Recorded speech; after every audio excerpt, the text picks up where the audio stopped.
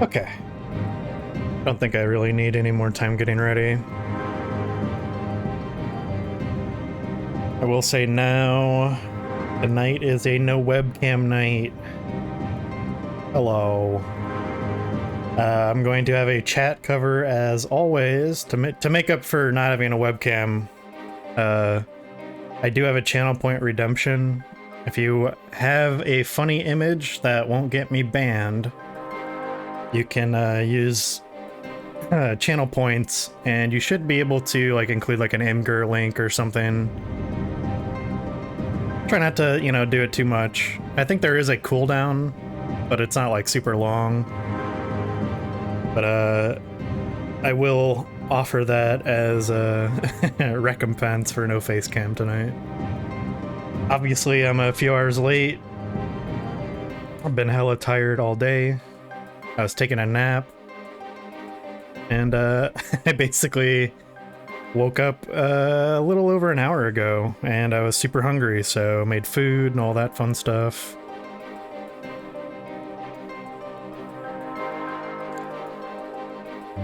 I actually wasn't going to go live at all, but then I'm like, I can go live. It's okay. So, let's go ahead and go here. Get the stuff turned down to normal levels. There we go. And we can switch over. Let's see. Oh yeah. Look at that image. Chunky. That's me right now. See, a big bowl of mac. Some queso mac. Ooh, that's me right there.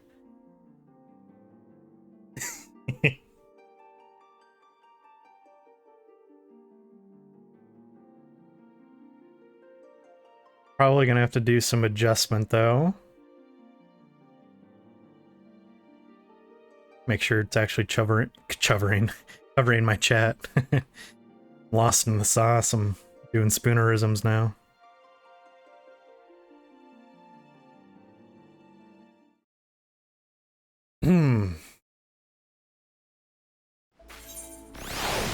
Okay, oh, that was close.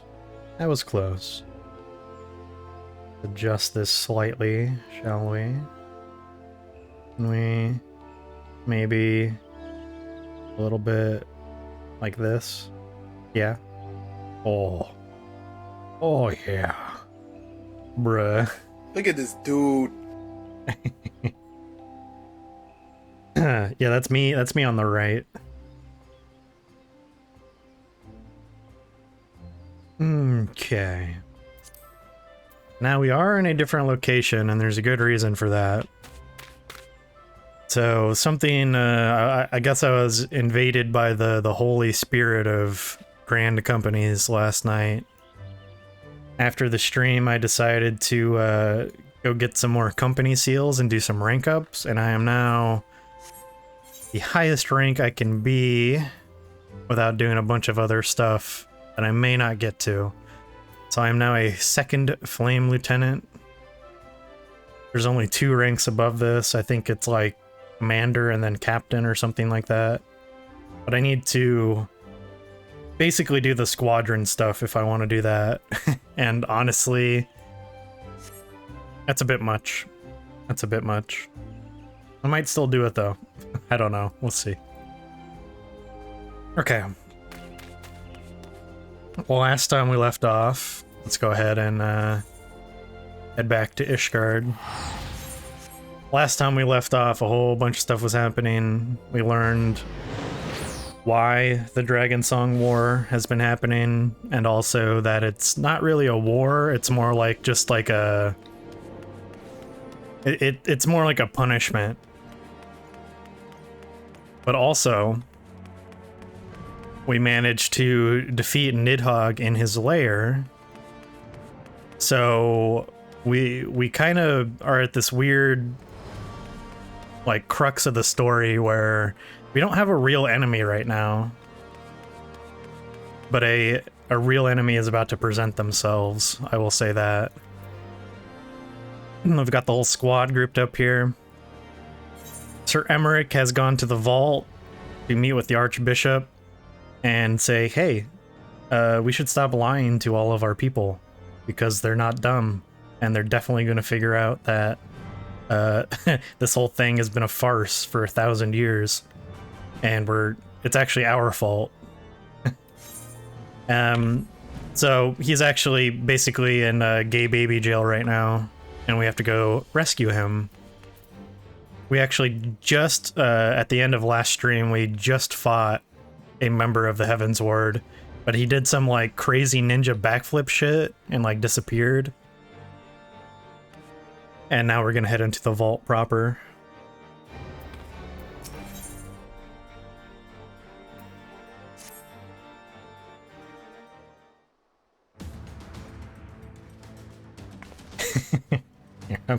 I'll turn this off in the cutscenes, it doesn't need to be there.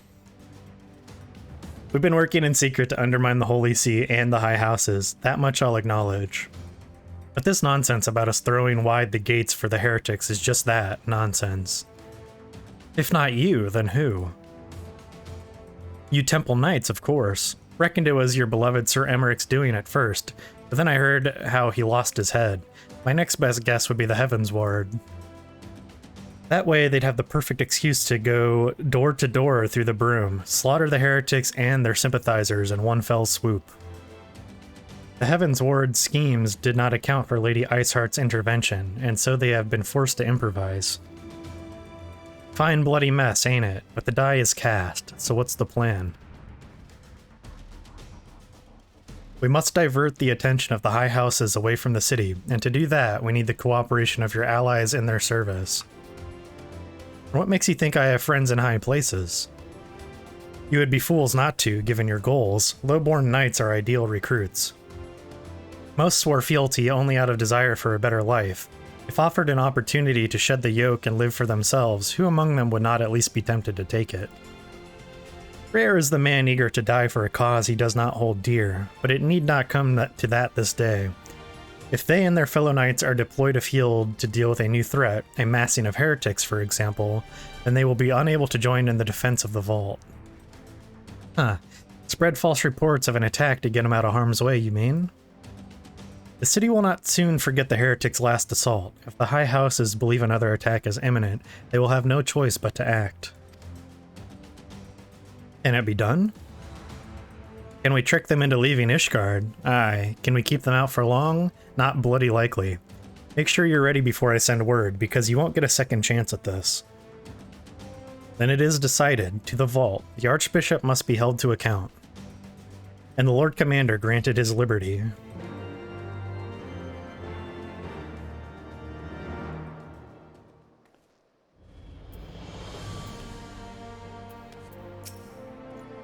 With allies such as these, we cannot fail. Hearken to me, everyone. We have two objectives. Rescue Sir Emmerich and apprehend the Archbishop. We will therefore divide our forces into two parties.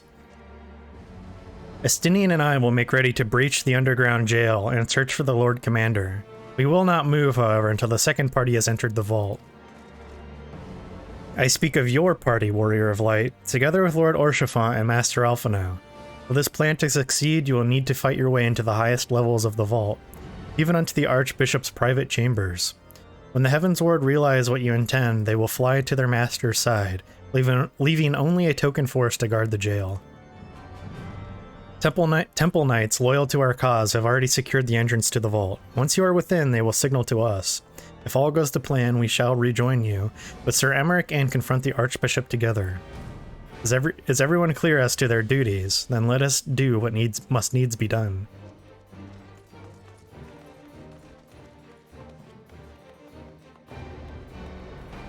Right, to the vault we go.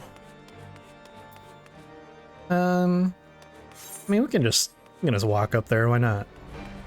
We can take our time. There's no rush. Here, let me turn this back on though. Oh yeah. Oh.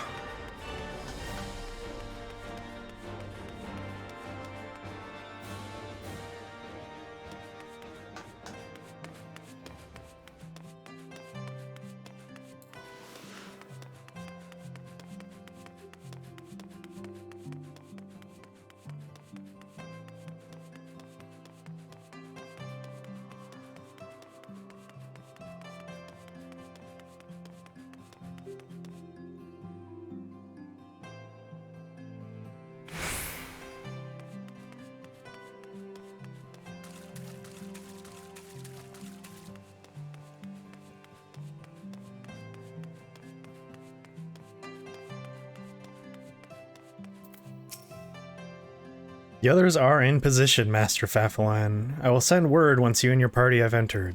Alright, so I can do the vault. Probably just queue for it. I think pretty much everyone else is busy doing other content right now, so I'm not gonna really bother anybody.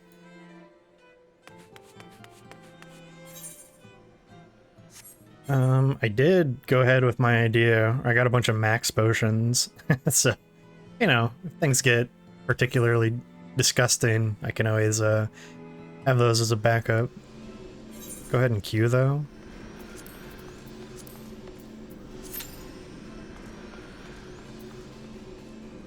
I'm not going to be able to use Blizzard 4 just yet. Bummer. Here, let's go ahead and preemptively fix that. No Fire 4s as well.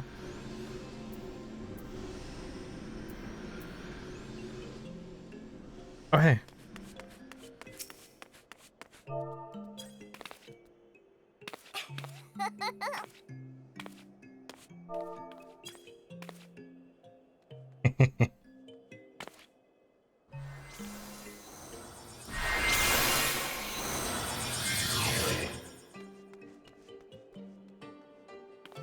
Unlimited power.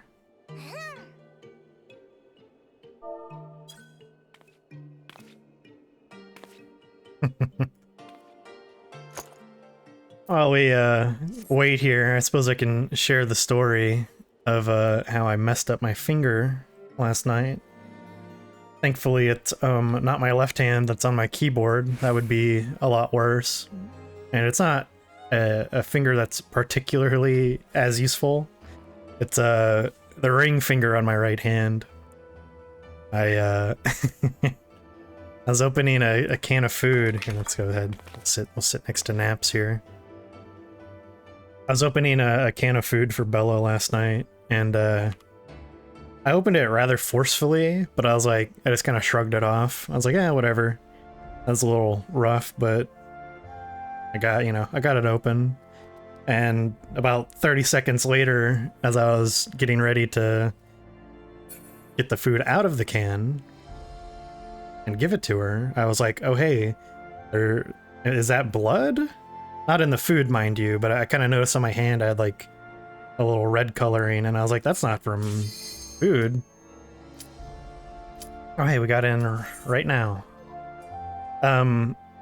I was like, oh, and then I looked at my finger and I was like, oh, that's actually kind of bad. And I basically, I guess when I was taking off the lid of the can, when I pulled it back, I guess I just happened to hit an edge of it, and it gashed open the knuckle on my right ring finger. No, my instant portrait is bleeding like something fierce, you know what I mean? It was like that scene in The Shining, the elevator scene. Uh-oh. I was more so concerned, I was like, oh, I hope I didn't get any blood in her food, but thankfully it was clean.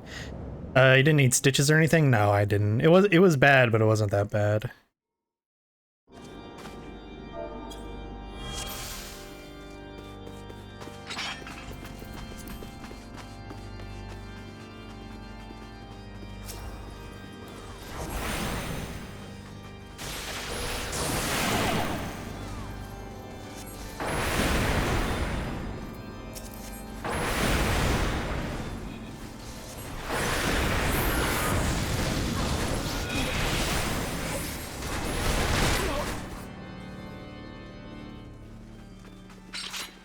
Uh-huh. I mean, I got it, and then, you know, I got it cleaned out and everything properly. With some hydrogen peroxide, and got a nice bandage on it. So, I'm good. It just kind of sucks, because I don't even use this finger that much, and, like, every time I move it, it, like, hurts, so I'm just imagining how much worse it would be if I, like, actually hit a finger that, like, mattered.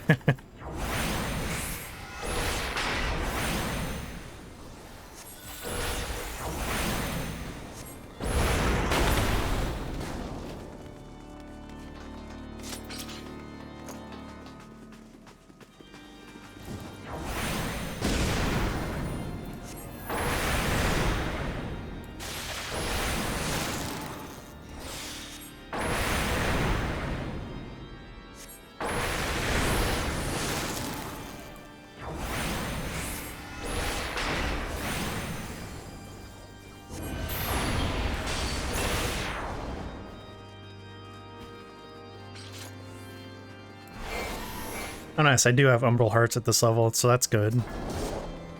I'll have to take advantage of that. Maybe instead of just using Blizzard, I'll just use Freeze, even though it's... I don't know, how much potency is it? 120 versus 180? I'm losing like a little potency, but I don't know, seems kind of good.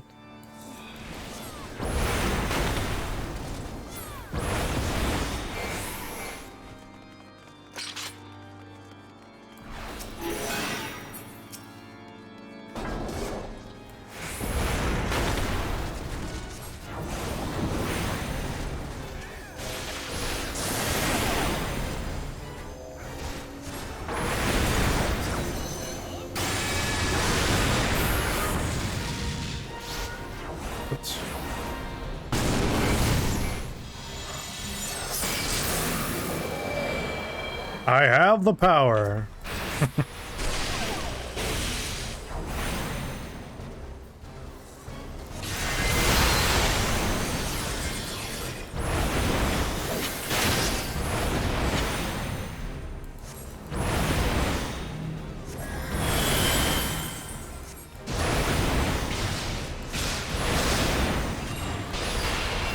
Oh, here. Well, let's use my idea that I just said. Okay, so they're gonna blow up soon.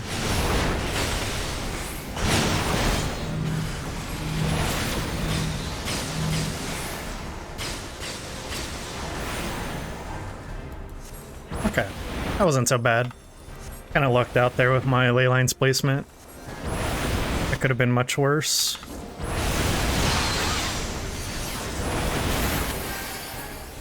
Okay. Here, let's see how much limit break I have. There we go. Open that shit. Any other sprouts here? Doesn't look like it. Nah.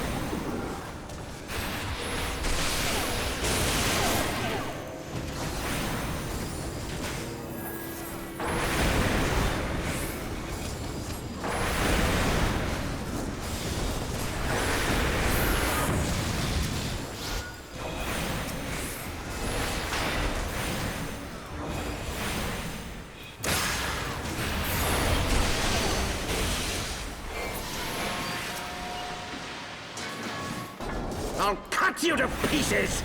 He's gonna cut us to pieces, oh no.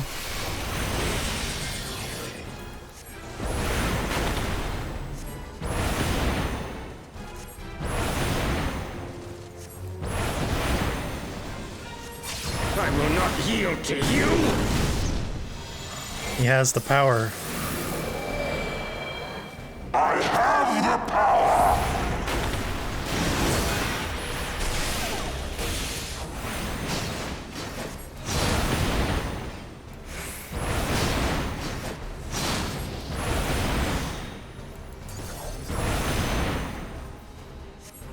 Down with you!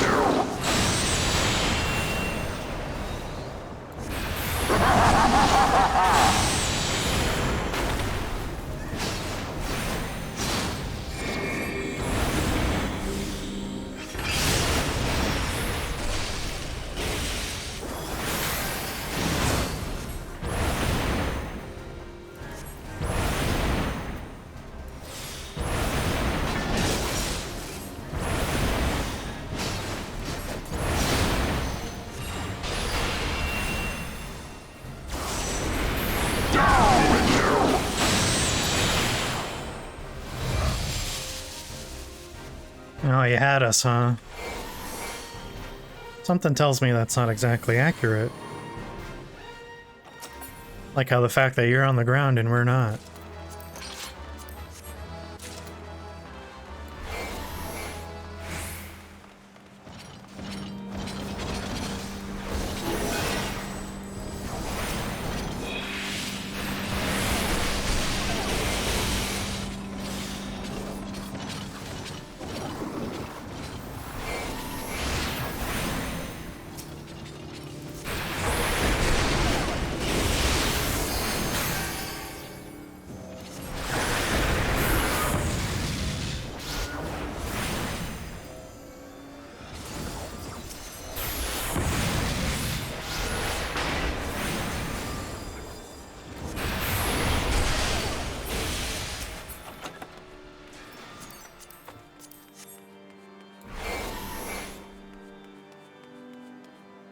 Trying to do alliance raid and I glance over and see your stupid pic over your chat.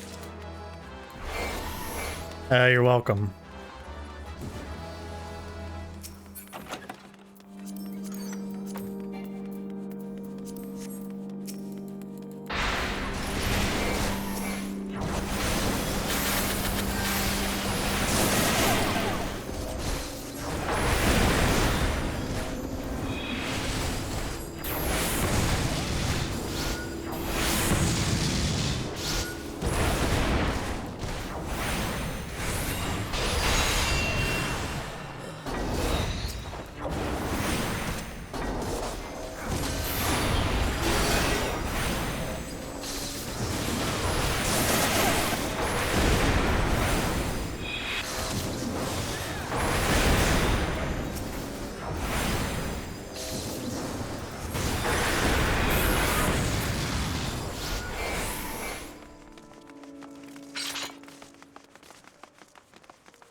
Swift cast flare. I love you. All right. No boss. Oh hey, it's our favorite ninja. I mean, mage guy.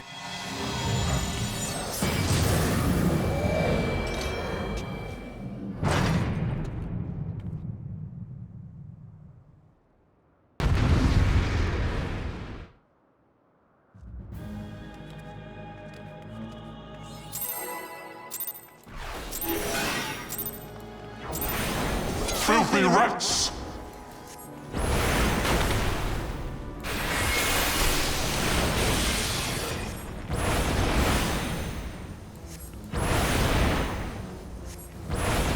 Be gone with you!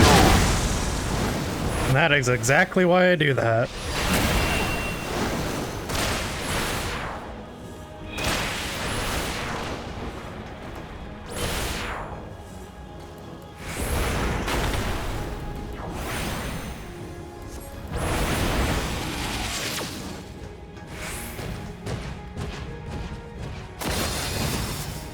And now the final cut!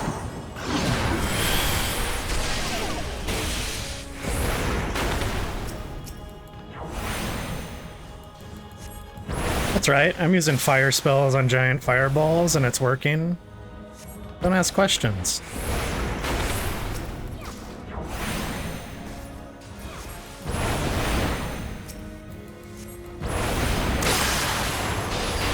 will be a mercy.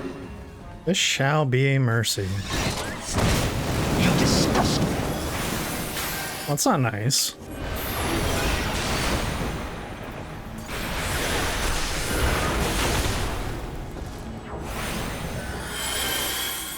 Sickness must be purged.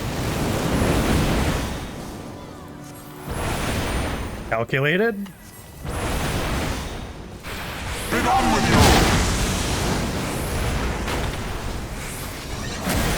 Of course, that's on me again, because why wouldn't it?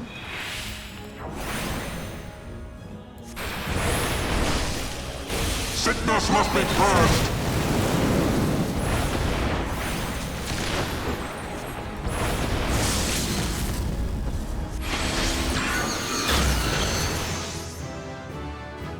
Yeah. And I leveled up. And I got an achievement. Oh yeah, dude.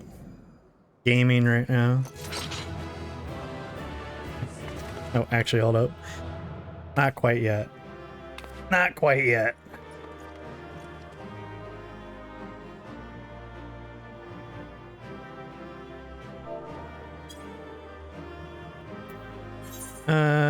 Here you go, Mr. Tank, or Miss Tank as it were.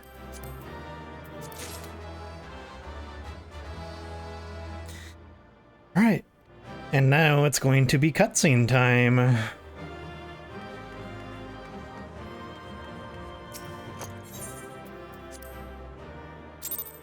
Oh, I just doxed everyone. Sorry, guys. Our power! How can this be? How can this be? We should have said witness me, homie. Fall back!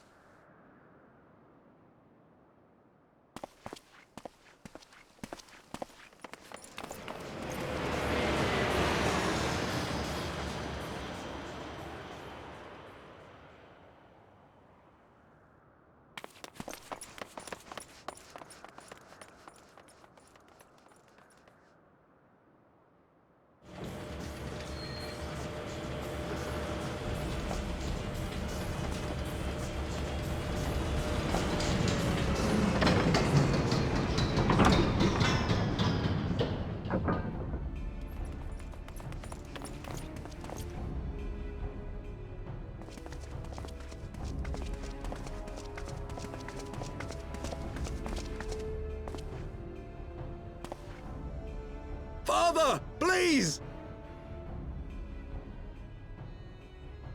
For a mercy, we were not too late.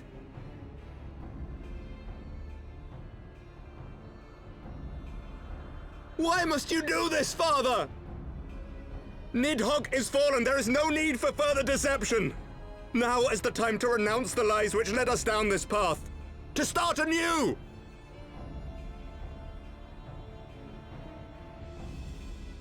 And tear down the very pillars of our society?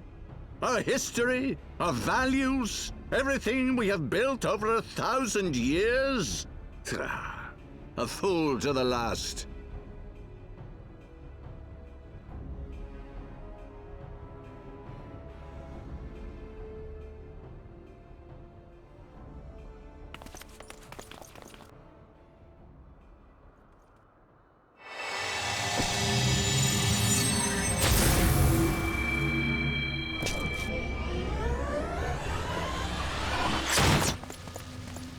Look out!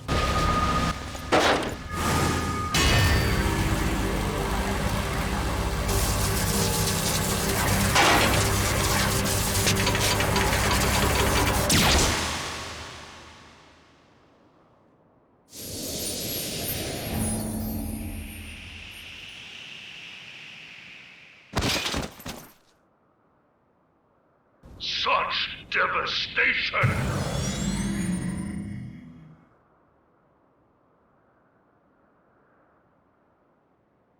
Go. Asisla awaits.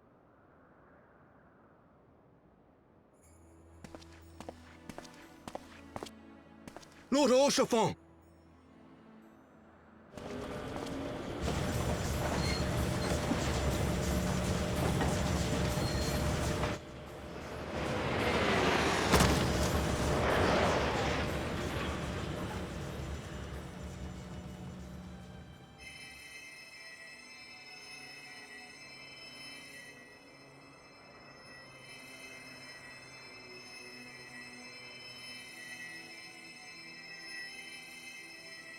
It's no good. The wound is too deep. It refuses to mend.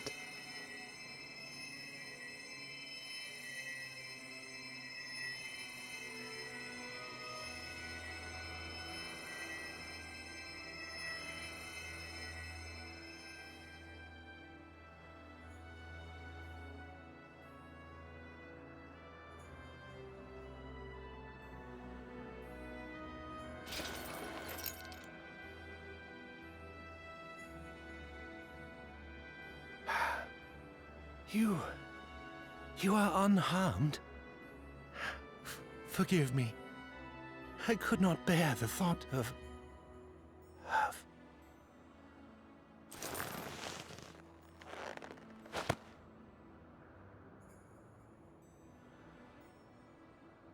Oh, do not look at me so. A smile better suits a hero.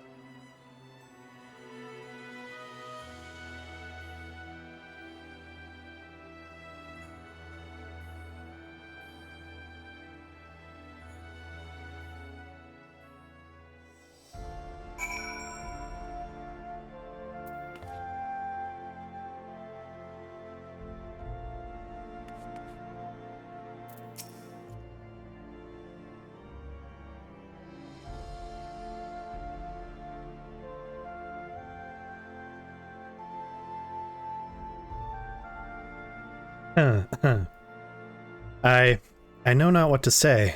The others, they're gathered at Fortum Manor.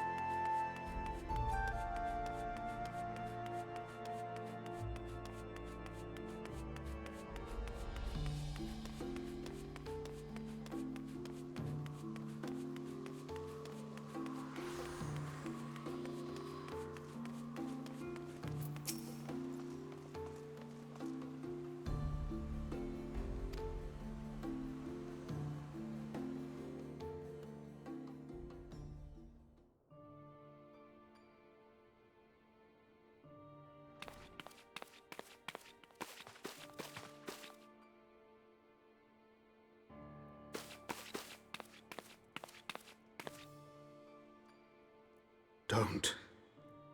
Please. A knight lives to serve, to protect, to sacrifice. There is no greater calling.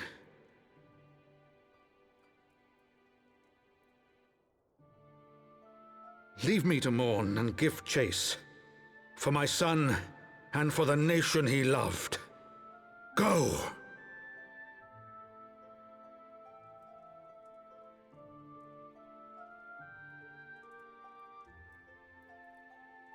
His sacrifice shall not be forgotten. My son.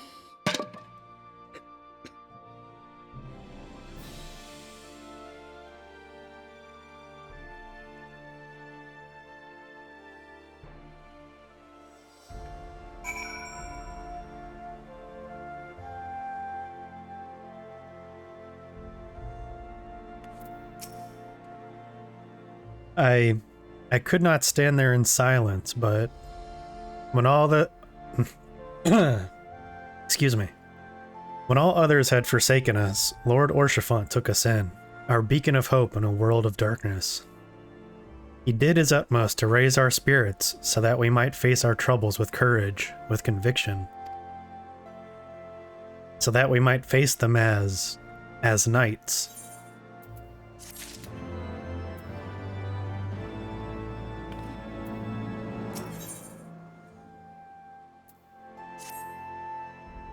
We must press on with our mission.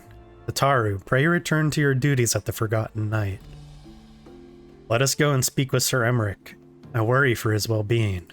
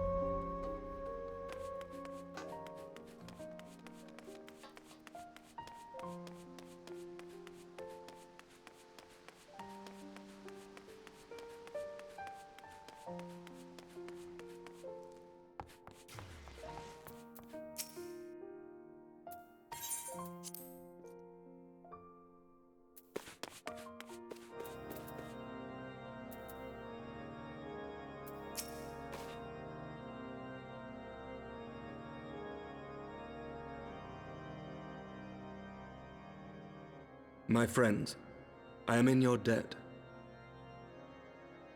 Think nothing of it. Your wounds are healing well, I trust. Some wounds do not heal.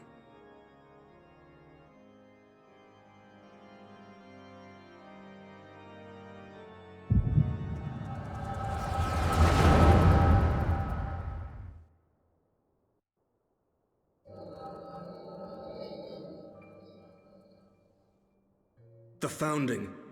The Scriptures, 1,000 years of lies, all to deceive the common man. Nay, our own brothers and sisters.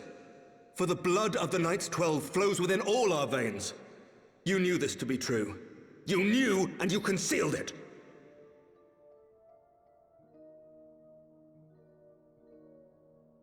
I should be interested to hear how you came by this knowledge. But yes, you have the right of it.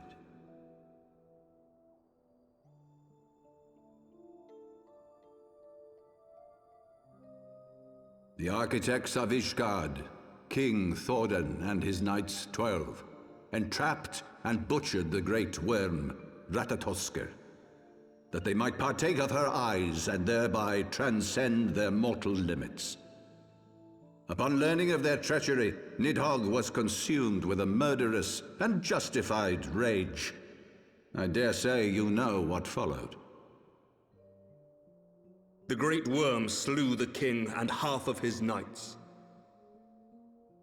Aye, but Nidhogg was subdued, and his eyes plucked from their sockets by the knights that remained. Their one mistake was to show mercy, for from his brother Hreysvelgr did Nidhogg receive a new eye, thus rejuvenating his form and empowering him to embark upon an eternal quest for vengeance. Whilst Thordan's son Haldreth took one of Nidhogg's eyes and learned to wield its power in defense of his people. Thus was the first Azure Dragoon born, and ever since that time, his honored successors have risen to drive Nidhogg from our lands whenever the worm has returned to plague us.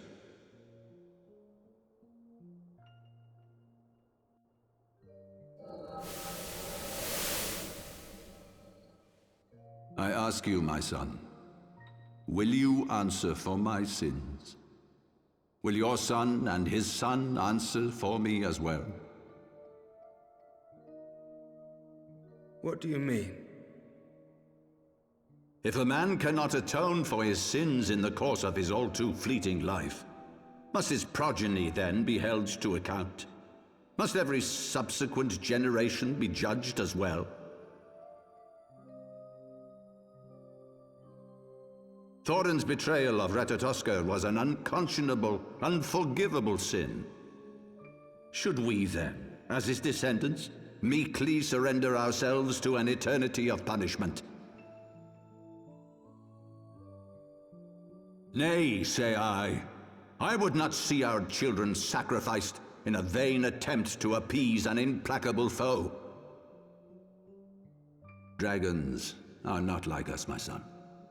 To they who live forever, the wrongs of antiquity are as those of yesterday. No reparations shall ever suffice. This fact alone should serve as ample justification for our actions. Yet some refuse to see it as such. For men like you, who yearn to commit themselves to a nobler cause, a more compelling narrative is required. This is your solution. This is how you protect our people. You have given us a lost cause, a death sentence. With your compelling narrative, you but doom our countrymen to give their lives for a lie. And they do so gladly. Highborn and lowborn alike are proud to serve, to fight and die for their country.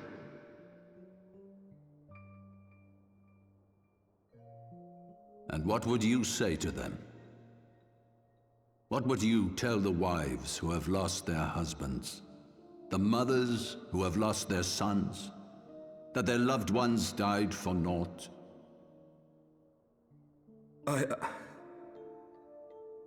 Over the course of 1,000 years, countless men have donned these robes, and every one of them came to accept the necessity of this solution. Once, I hoped you might come to accept it as well.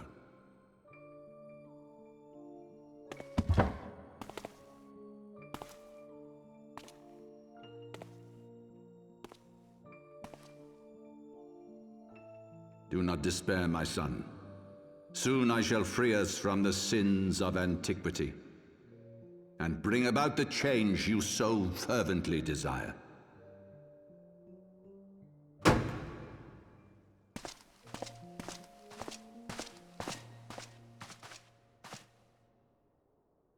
If he has spoken with others, I would have their names. Escort him to a cell and question him thoroughly. Your Eminence.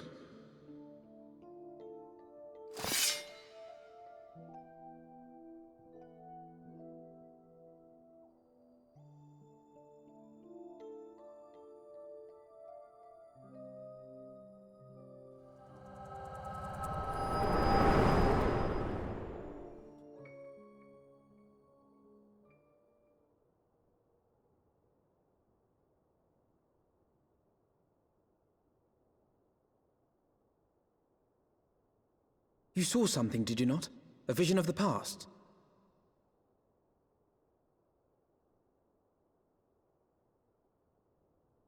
So this is the power of the Echo. Would that it had shown you a finer moment from my past. 'Twas an exercise in futility, as you saw. Faced with the firmity of his conviction and his many ready rejoinders, my words deserted me. To be frank, I am embarrassed to recall it.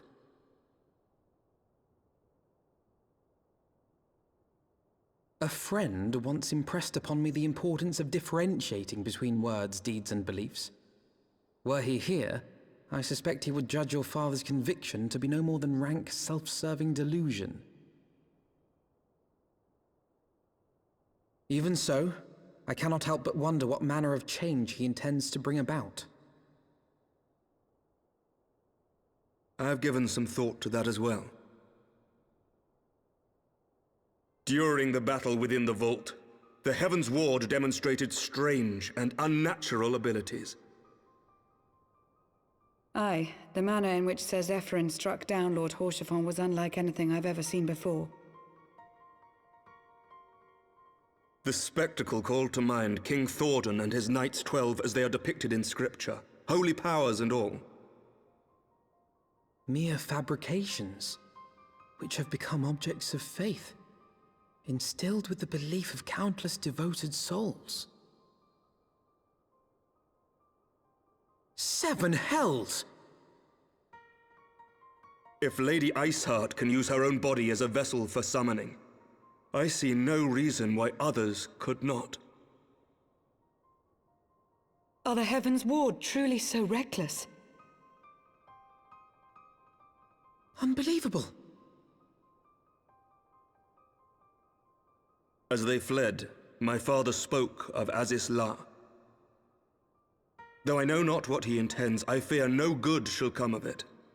His ambitions are too great, and his minions too powerful.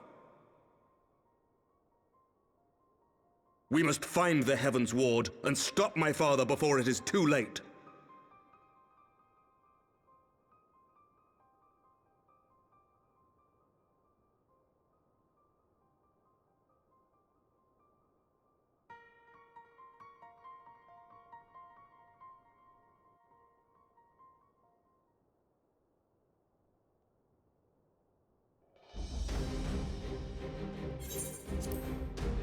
Master Lalalan, Master Alphino, I, Emmerich, Lord Commander of the Temple Knights of Ishgard, do hereby entreat the aid of the Scions of the Seventh Dawn. Our aid in preventing whatever it is that the Archbishop intends. Your aid in bringing him to justice. Too much blood has been spilled for the lies he perpetuated. No more.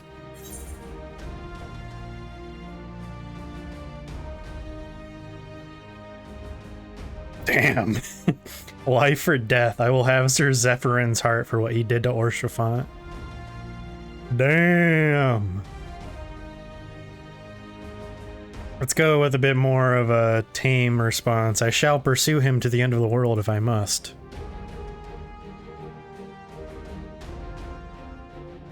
I thank you. I have heard many men take such pledges, but you speak in earnest. Much has changed since our order's founding, but our duty to combat the primal threat has not. If the Archbishop and the Heaven's Ward are guilty of the crime of summoning, then Fafalin and I will stop them. Would that I could join you in the pursuit, but alas, my father's absence has thrown our government into chaos. Ever since the founding of our nation, there has been an Archbishop to serve as a guiding light for the masses. A force for stability to counterbalance the High House's ceaseless maneuvering. Convincing the people to recognize the truth of our origins would have been difficult even with my father's support. The road ahead is that much more fraught with peril without it. Yet walk it we must, for unity is more vital to our survival than ever. After all, Nidhogg's death did not mark the cessation of Dervanian hostilities. Far from it. We will have great need of each other in the days to come. You may ever count on my lance, Sir Emmerich. To my dying breath I shall defend Ishgard from the Horde.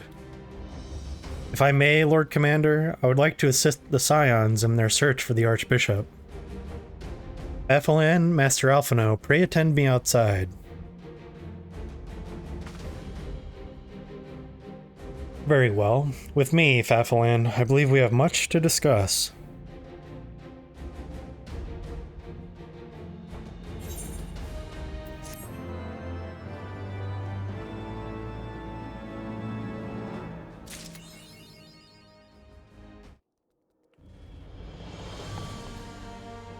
Oh.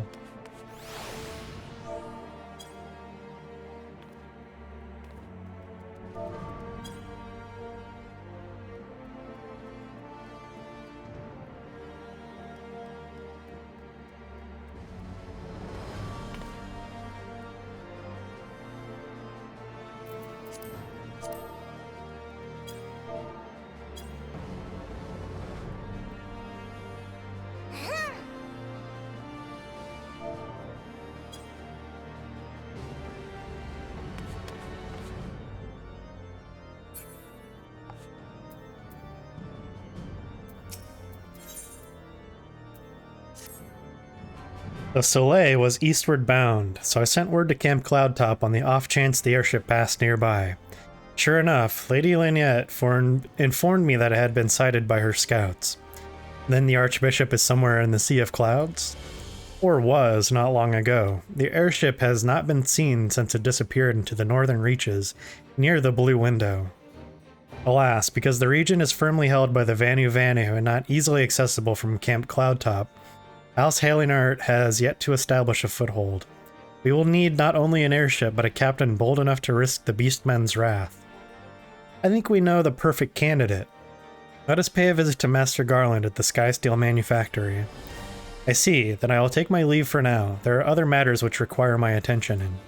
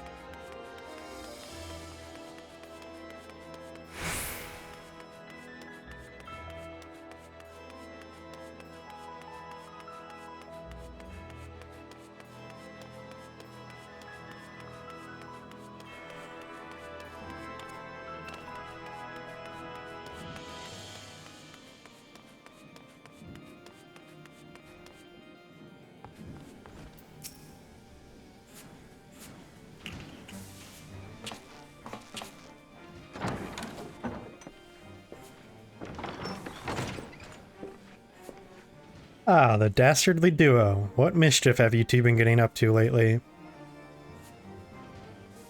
You haven't heard, have you? I hardly know where to start.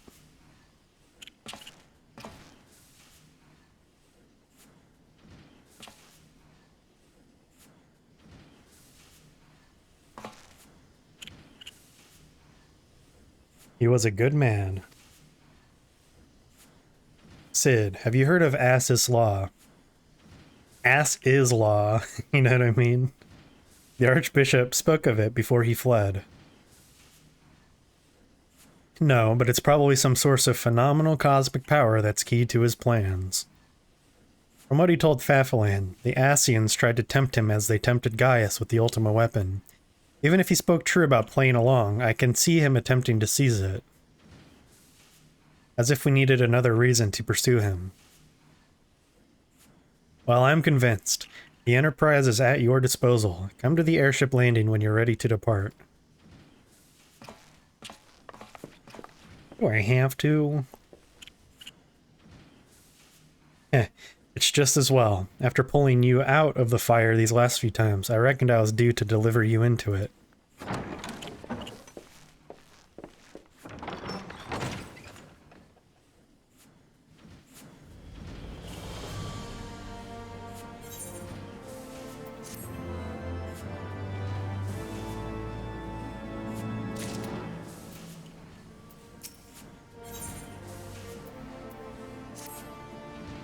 Into the fire it is. Oh, into the fire, is it? In that case, I should inform Tataru of our plans. Pray go on ahead to the airship landing. I shall join you anon. Yeah, okay.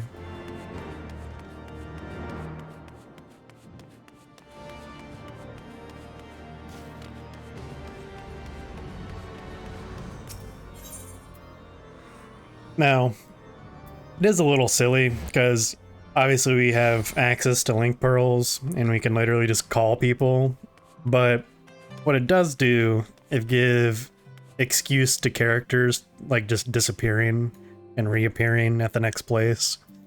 So I'm okay with it.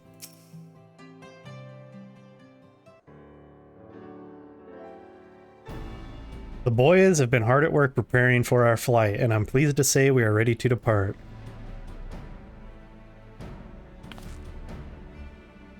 That is, as soon as a certain...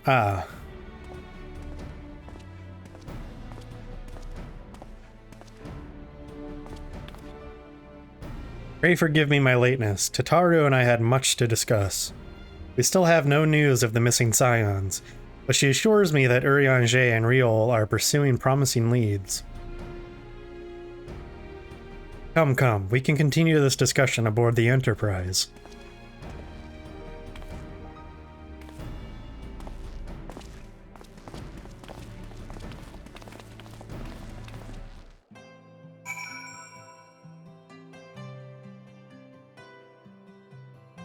Just noticed something.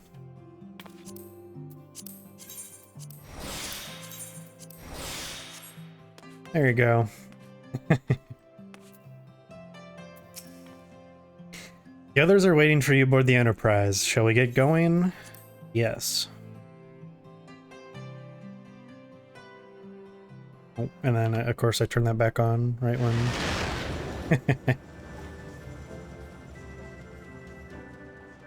To the northern reaches of the Sea of Clouds, where countless isles yet remained uncharted.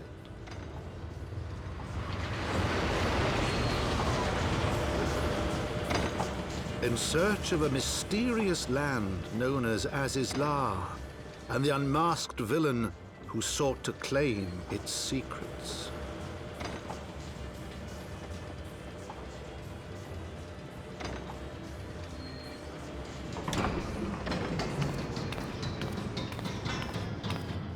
Oblivious to the new threat which followed in their wake, they came.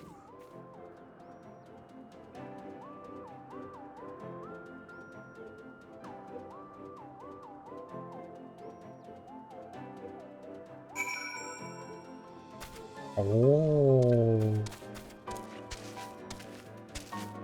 So, last time We went down to Camp Cloud Top. Now we're up here. A little bit more up here. Wow. Ooh. Also, I can't see it quite yet, but some of the islands are actually shaped like certain things. And it's pretty funny. From here, Camp Cloud Top looks rather far. Ahem, be on your guard. The Vanu could be anywhere, even watching us as we speak.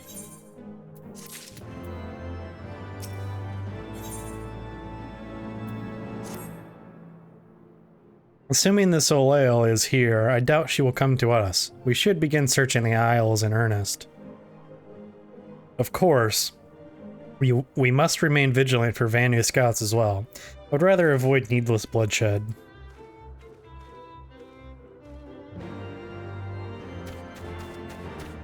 Oh.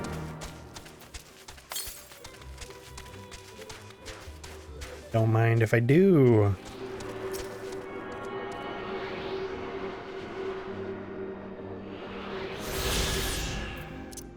Let's go ahead and switch those back, why don't we?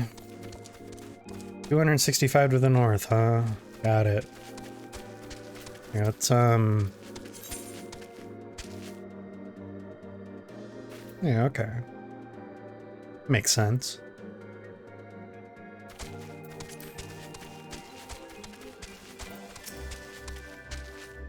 Gods, look at them. So many isles, so many places to hide. No, we must not lose hope. He is out there, and we will find him.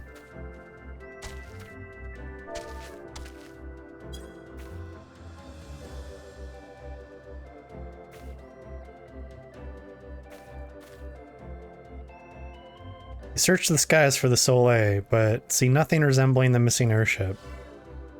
Oh man. Oh man. Ah, what's this?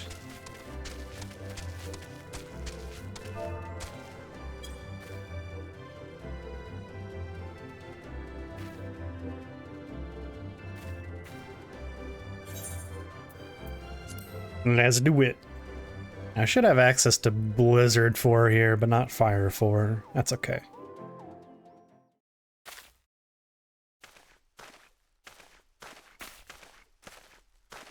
Here, let's turn that off. I keep forgetting. I usually keep my webcam turned on during cutscenes like this. Mayhap this effort was doomed to failure. Dude, we've walked like 20 feet, chill. Begs mercy of Netherlands, does not fight, does not wish to die. Was that a Vanu being attacked? But by whom?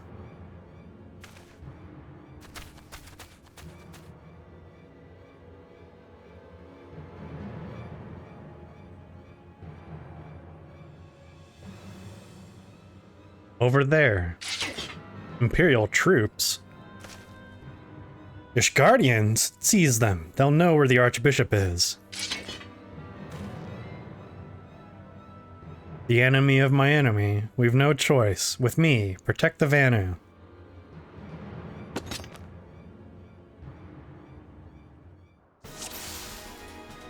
Yeah, let's fuck them up. Go to sleep. Go to sleep. Alright.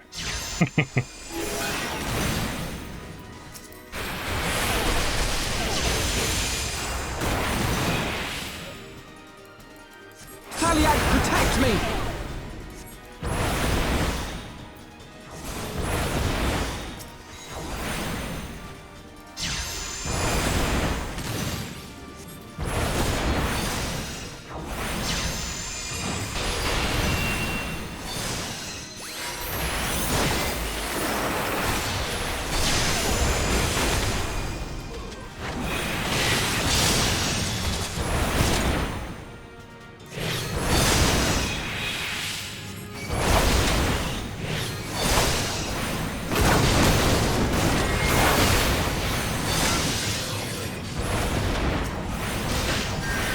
Let's take this healer out.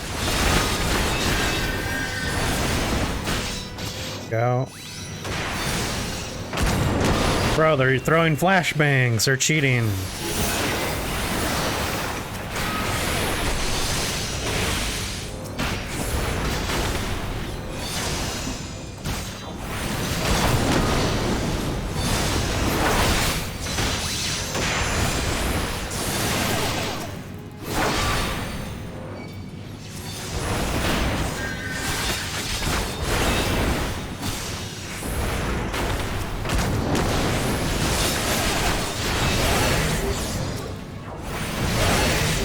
Ouchie.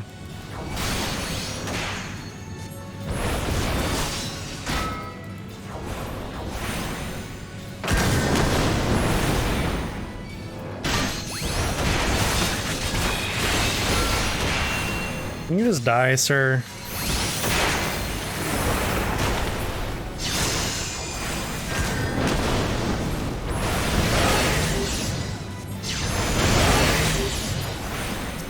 What a cool attack.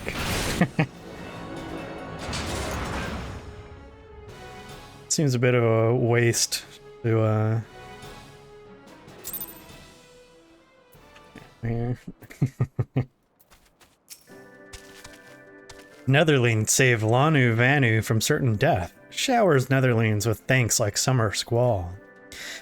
Lanu Vanu knows not what wind bears Netherlings to Cloud Sea, but warmly welcomes them, shows gratitude where gratitude is due.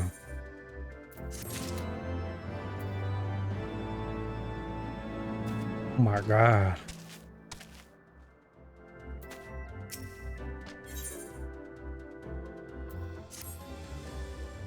Lanu Vanu owes much and more to the Netherlings. As saviors, as heroes, Zundu welcomes you. The village we go, to north, come, come.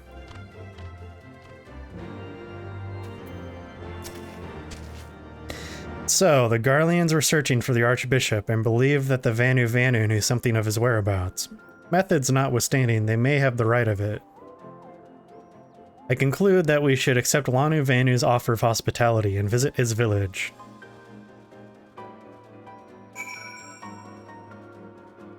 Fine.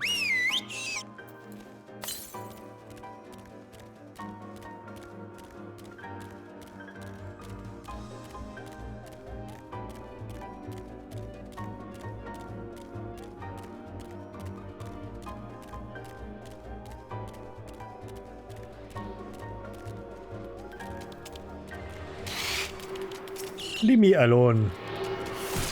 Oh, you're a stinky little fucker. Prepare to get blown up.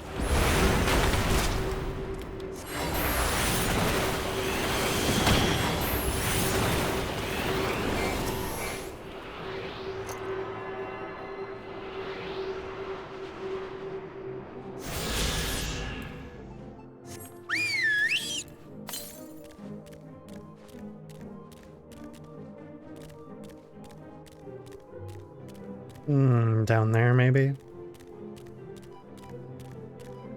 Oh. I'm blue, Is that a hunt mob? Yeah, sure it is. That's a lot of health. Probably like a S rank or A rank. Probably an A rank.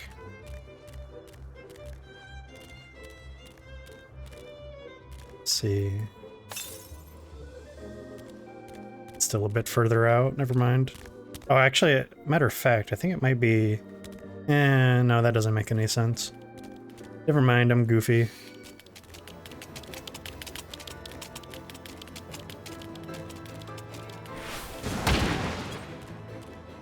You're cringe.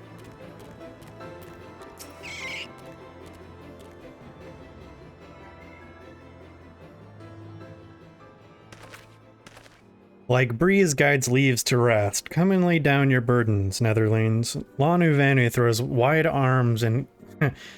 wide arms in greeting. Behold, Ak Zundu. Oh. Pretty. Far warmer welcome than the one you received from the Vundu, I think. Ah, Vundu bluster and blow hither and yon. Sound and fury like aimless gale. Eh? What unseen lightning begets such thunderous report? There you are. Did you see it? It's that damned flying whale again. The Imperials are after it. Where? The White? Oh, oh.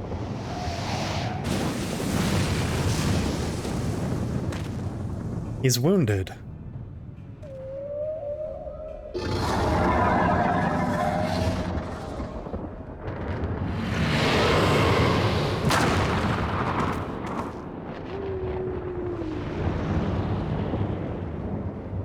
By the 12, did the beast just eat that island? O insatiable White, O devourer of worlds, why must you torment us? Bah, Lanu Vanu wastes no more words on his unfathomable deeds. Come, Netherlands, come and break words with Chief of Zindu.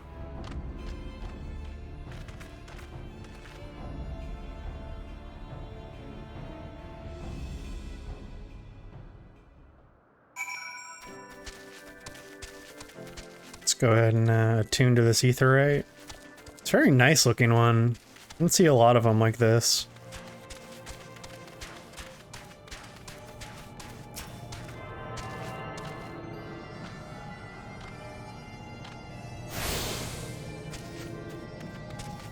Alright, let's meet with the chief.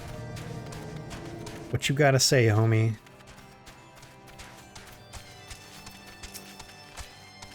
With wisdom deep as nethers and eyes clear as cloudless blue, Sanu Vanu speaks for Zundu. Hearken to his words. We'll do just that.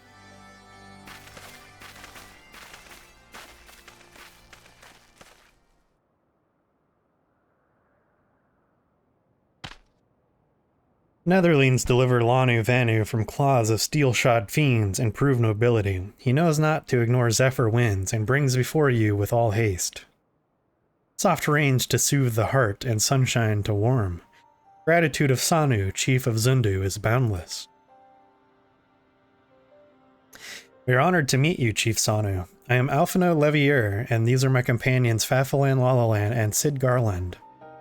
We are come in search of an airship, a flying vessel of the Nethers, which we believe is somewhere in the Cloud Sea. Ah, like to black steel-shod contraption from which you save Lanu Vanu? Alas, no. That ship belongs to the Garlean Empire, an old enemy of ours, though not the enemy we are looking for at present. The men we seek wear armor of purest white and are led by an older man in white robes. Wait, Lanu Vanu here tell of these Netherlands. You do? Are you certain? As sun rises and falls and returns we are. Zundu scouts can testify to words of Lanu Vanu. Aye, aye. Winds carry purpose of Netherlings to our ears as well. Netherlings seek key to Azis law. Now we're getting somewhere. Tell us, Chief Sanu, what exactly is this Azis law? Beware Netherlings, for blackest clouds portend greatest danger. Look not into heart of tempest. There lies ancient birthplace of sin, home of forbidden secrets. To speak more is to call the wind. But the white devours isle where key is kept. Deep within bowels of mighty Bismarck it lies, beyond reach of the foolhardy. And beyond ours. Rejoice not in his gluttony, Lanu Vanu, for his stone gives way to water and wind, all yields to the white. This he knows, Chief Sanu. Madness of Vundu bodes ill for all Vanu.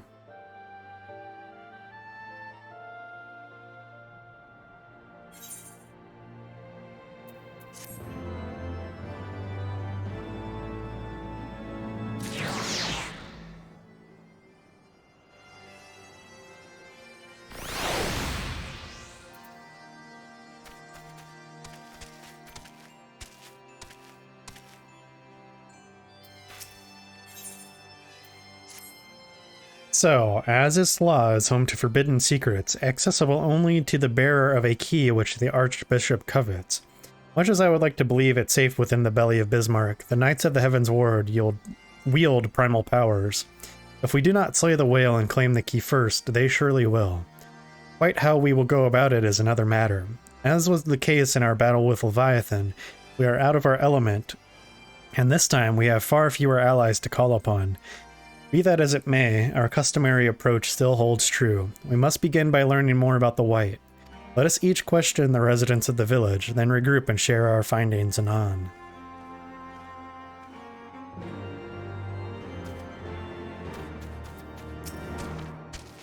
If Netherlings seek knowledge of the White, then speak with Kunu Valley, foremost keeper of tales. But neglect not to present self with humility and respect. As sun yields to moon and moon to sun, Netherlings must greet Kunu Valley with a bow. I could probably do that. Let's see, where's this? Southwest, huh? Oh, there it is.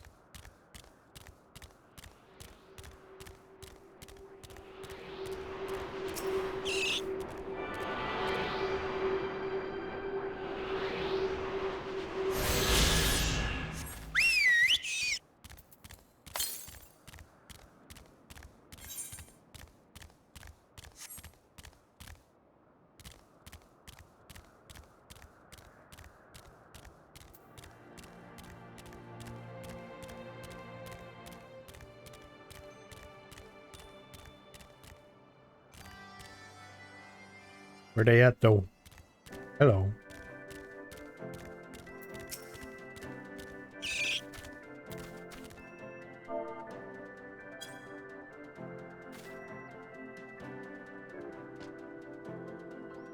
Zephyr winds at your back and sunshine to warm your brow, traveler from below.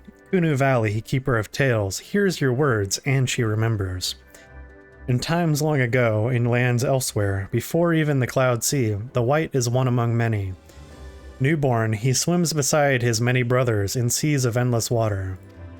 But hated the White is, for his brothers are purest black. So great is their contempt, their loathing, that they turn upon him and rend his flesh asunder. And so he falls, only to rise again, for merciful gods raise him to the heavens, and there he is reborn. The White still longs for the sea to which he cannot return, but in rebirth a splinter of the divine is shared, and so he opens his maw, from whence come the clouds, and a new sea is born, home to him alone.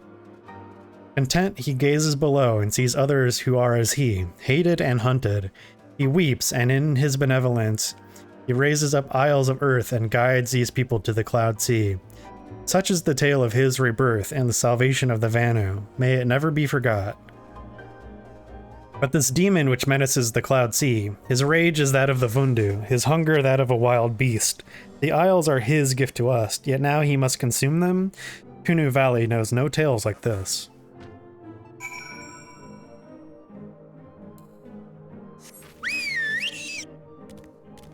Just, you know, further driving home the point that summonings are not literally like a reincarnation or like the actual like deity in question, just a mass of ether that is shaped by the basically the feelings of whoever summons them, the beliefs.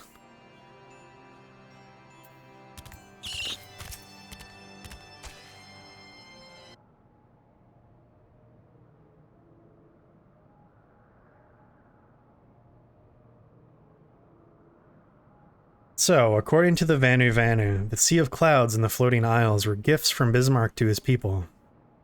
Gifts which he has taken to eating, yes. Technically within his rights, I suppose, if perhaps a little ungenerous. Gods, eh? But what of you, Alphino? Did you learn aught of value? Alas, no. That is, unless you have an interest in the intricacies of Vanu sky fishing. Sky fishing? My gods, that's it. Alphino, my boy, I could kiss you. Yeah, but don't, because he's a child, and you're an adult. From what we have observed, Bismarck is a creature of pure instinct, driven primarily by hunger. When wounded by the Imperials, it fled, but not before devouring another island to restore its strength. What I propose is this. We tow a suitably appetizing island through the Sea of Clouds, in essence, fishing for our flying whale. Once we draw Bismarck out of hiding, we shall use dragon killers to fire grapnels into the beast's hide, and then reel it in close, enabling our resident Icon Slayer to engage it directly. A bold plan, Master Garland, but an exceedingly dangerous one. Should Pfeffelan fail to subdue the creature, he would almost certainly be eaten, along with the rest of your appetizing island.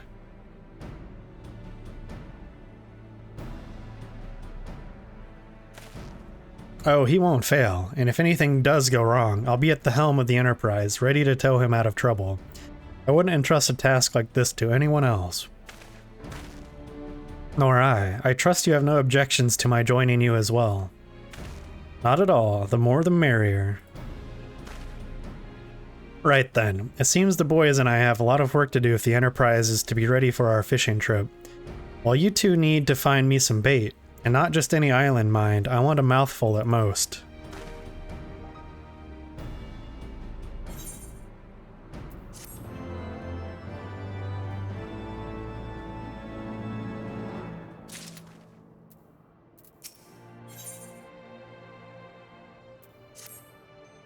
Well, you heard Sid. We need an island to bait the hook. By way of a first step, I propose we speak with Chief Sanu. If the Zindu are as concerned by Bismarck's behavior as they have given us to believe, they may well be supportive of our efforts to slay him. We have a few more quests here as well for ether currents, probably. Yeah. We'll do this first, though.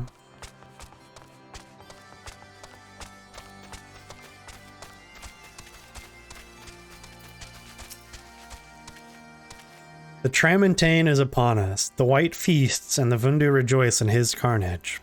Hear me, Chief Sanu. This creature which torments you now is not the deity who raised up the floating isles and made a gift of them to you. He is a perversion of your beliefs given form by the Vundu, a false savior who consumes that which he should rightfully safeguard. Yet it need not be this way, Chief Sanu. We have the power to strike down this impostor, but we must beg of you an island to see it done. Moats against the tempest, in vain do they struggle. Yet who is Sanu to speak of what may be? Perhaps even the Tramontane can turn to the Ponitent. Very well, Netherlings. When you are ready, tell Zindu scouts what manner of island you require, and they guide you to it. Here, hold on. Let's look up what this means. Welcome to English class. Alright, Tramontane. Dwelling beyond or coming from the far side of the mountains, especially the Alps as viewed from Italy. From another country, foreign. Okay. Then... I'm assuming Ponent is the opposite, basically. Or... Kinda, yeah. It literally just means western. Or pertaining to the west, westerly. It's interesting that they're using Italian. But yeah, it kind of like literally is the opposite. That's cool. The more you know. We shall not fail, Chief Sanu. On that you have my word. Come, Pfeffelan, let us see how Sid's preparations are progressing. Yeah, but first... let's help some of these ripped bird people.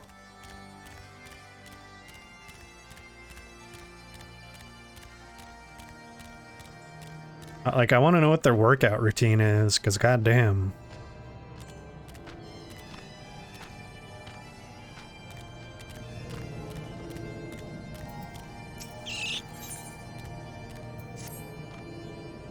Etherling's coming is fortuitous as late season rains. Guna Vanu and Guna Vanu's family faces desperate times. His brother verges on failing Zindu's rite of passage again. All Vanu and Oxzundu must undergo rite of passage for respect of others in tribe, otherwise no better than nestling. Brother fails trials 7 times, must try for 8th time soon. 8 times! No Vanu ever fails trial 8 times. If brother fails again, gales of laughter from others in tribe shame family until day, sun, and sky no longer burns. Guna Vanu sees Netherling to help others like wind which brings seeds to bloom, and Gunavanu would ask for his help as well.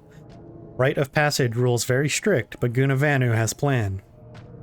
Rules forbid aid from other members of tribe, but say nothing of Netherlands. Help my brother and quell impending storm of derision our family faces. Brother's name is Gunavanu, and he roosts... Gunavanu knows not where. Brother's temperament changes faster than breeze in autumn. Ask other Vanu and seek him out. Or Gunavanu stays nestling forever.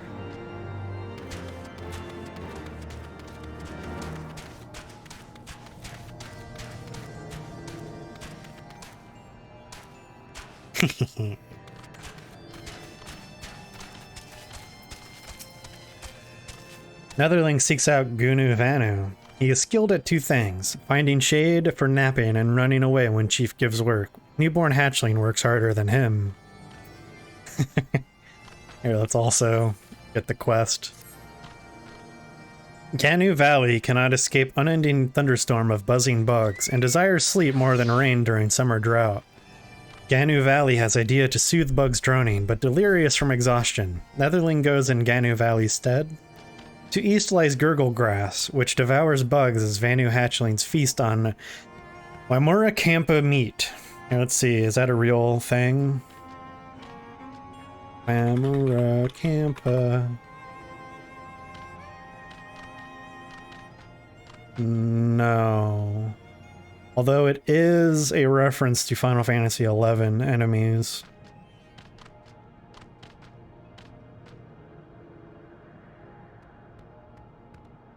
Okay, so they're just the larval stage of Wamura. Cool. Anyway, Netherling brings Ganu Valley 3, and Storm in Ears recedes to dull drizzle. Alright. I can do that, but oh man, that's pretty far. We're gonna talk to other people first.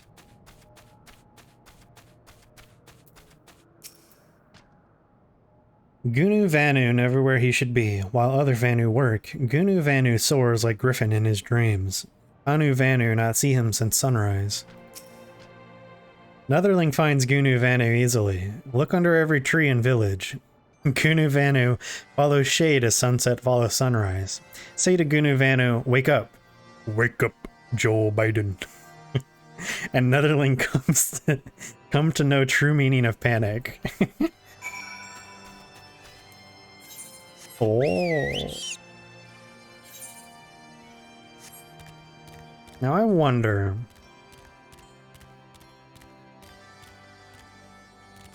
There's a certain something you can see, but you may... It involves the Alliance raid for this expansion, so I might actually not... I think there has to be a certain weather type as well. Oh. Oh. Oh. Ah. Okay, that's enough of that.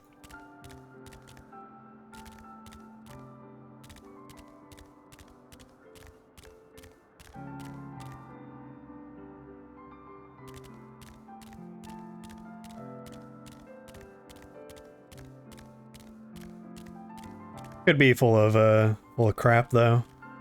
It could just be the Imperial airship, but they don't usually have purple lights, so you know.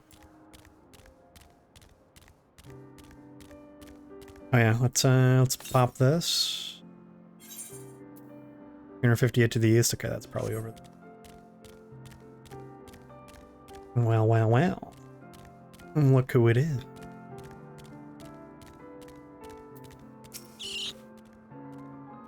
Gunu Vanu rests eyes, thinks of great offering to Elder Shaman. So much work, so sleepy. Shade not big enough for such great nestling. Oh, this is one of those quests. They started doing this where you can, you have to say phrases in Say Chat, and it progresses the quest. It's actually pretty cool. So we have to tell him to wake up. Wake up, Joe Biden. Ah, Gunu Vanu awake. Yes, he is. Gunu Vanu works hard. A Netherling? No wings, fleshy beak. Not Vanu, certainly. Netherling should not sneak up on Vanu that slumbers. Claws cut sharper than fierce gale.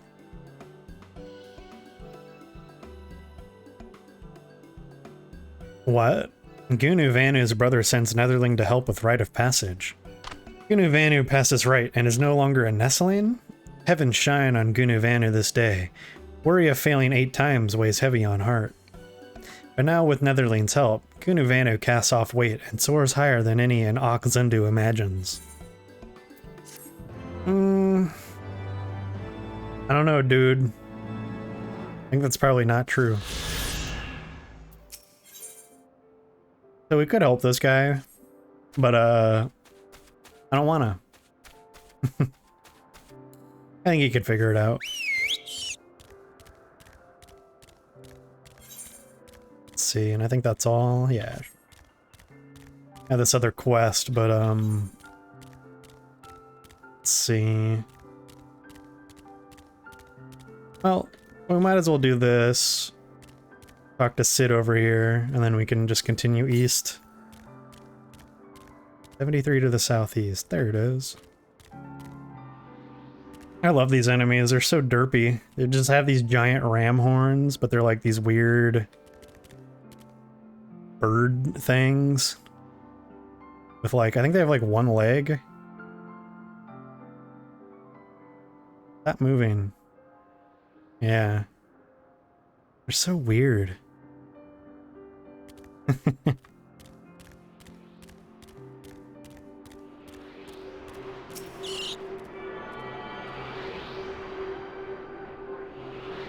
Okay, where's the next one? No nearby currents. Oh, we have them all, that's why. Okay. So we'll get one more from the quest, and then another one from the other quest we have, and then we'll need 2 more. No problem. Okily dokily. Alright, Sid. What you got? Our Ishgardian friends have furnished us with dragon killers and ammunition, and have taken the liberty of procuring a Magitech field generator as well. Rest assured, we've chains to spare, every link forged by the manufactory's master craftsmen. If you've any lingering doubts as to their strength, know that they were originally intended to bind dragons and were not found wanting. It pleases me to inform you that the Vanu have agreed to furnish us with an... with an island of our choosing. Just random hiccups, I guess. Then all that remains is to confirm the readiness of the poor buggers who will actually be doing the fighting. Fafalan, let Wedge know when your party is assembled. I probably shouldn't be telling you this, but I don't like this plan. I don't like it one little bit, but I can't help being a little excited all the same. So tell me, Fafalan, are you ready to hunt the white whale? White whale. Holy grail. Split your lungs with blood and thunder when you see the white whale. After you then, Fafalan, all aboard. I suppose I could see if people want to do this. Anybody online? Oh, we got a bunch of people online.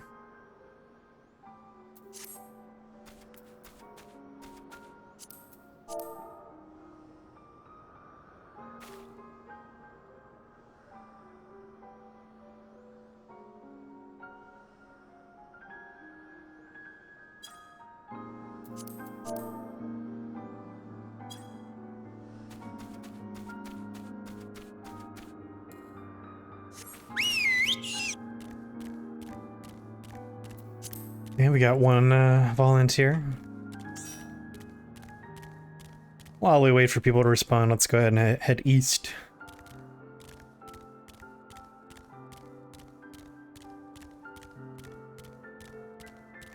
Why is the music in this game so fucking good, bro?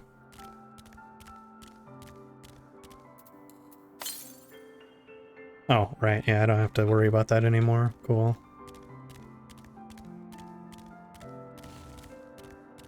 Okay, oh, there's a blue mage down there. Oh, Choco Meteor, get him.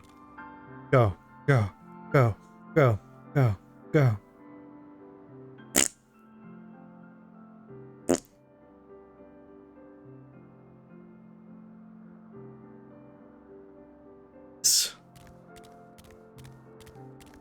Wonder if that person is, you know, actually leveling Blue Mage the normal way.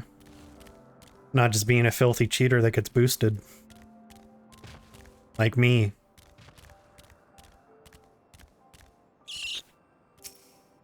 Okay, let's go ahead and grab this stuff. One gurgle grass. Is it that potent stuff? Is it that sticky icky?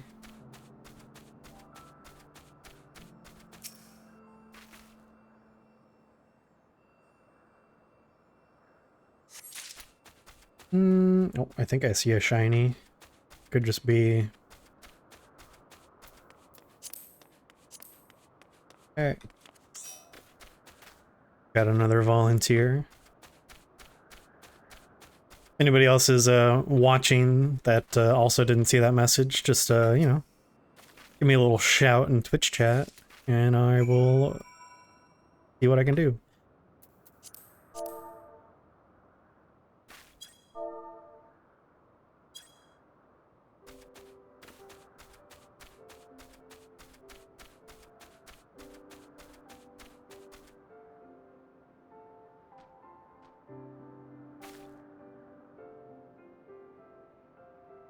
Okay.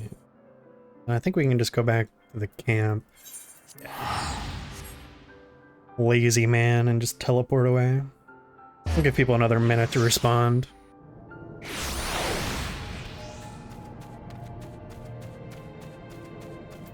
Since, you know, I'm doing this side stuff anyway. Sleepless nights make Ganu Valley's mind a maelstrom of fog. Does Netherling bring plants Ganu Valley seeks? Dude, this is me. This is actually just me.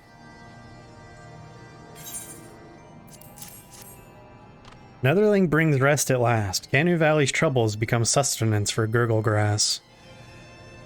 And big wheel of nature turns without hindrance. Okay. Got that.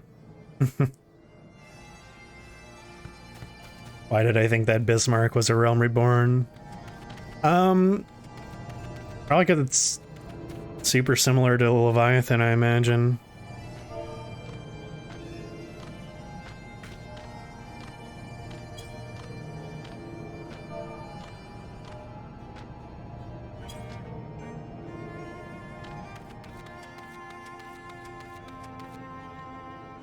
Okay. I think we've done enough waiting. I'm gonna go ahead and do a ready check. Oh, we've got a tank and a healer. Happy day. Okay. Oh, and there it is. Let's go. Once we get in all... Oh. Someone was like, nah. Oh, I need to fix my instant portrait, damn it.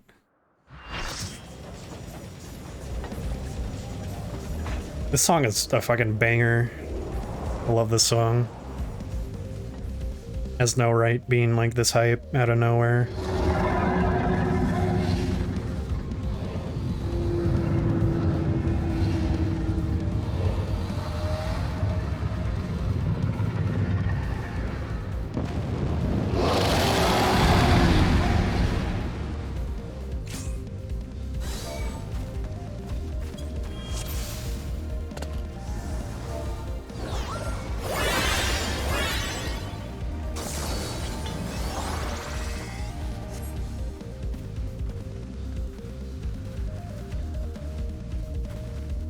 Alright, hear that boy come.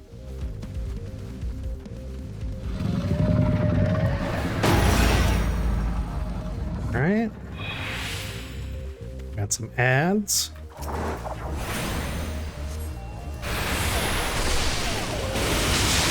Of course it targets me, because why wouldn't it?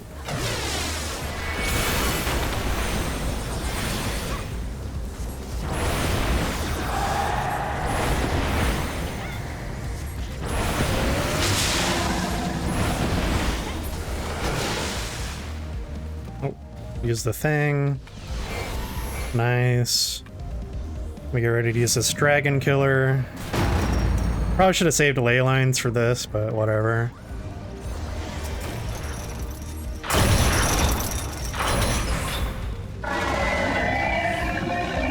So now Bismarck has a big old pimple on his back and we have to pop it. Oh, wow, I thought that person was dead. Because he's not actually, like, there at first. So it's actually very possible to just accidentally fall off and die.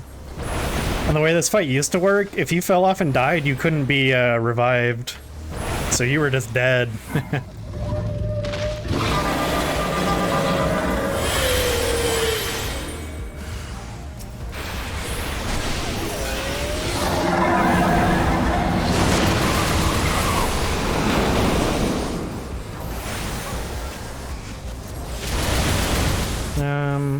Like most people are on the other one.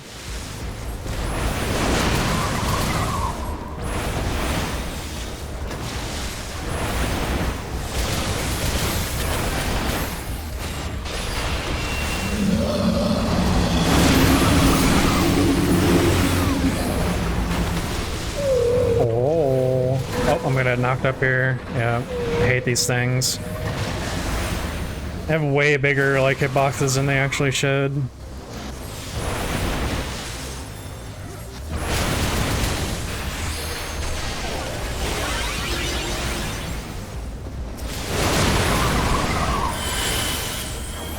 Don't do it. Stop chasing me, you piece of shit.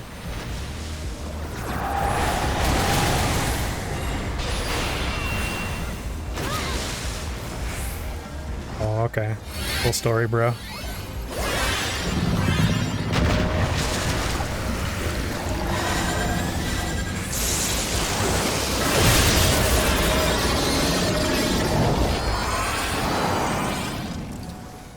Okay, what's it gonna be? I don't even know if there is a difference between hard and extreme.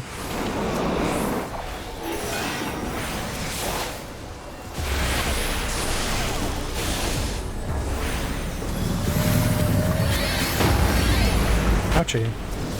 Oh, not like this. Oh.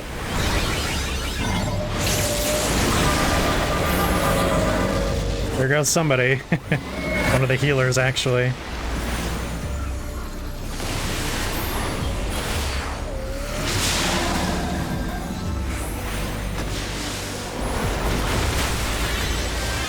Alright, dragon killers.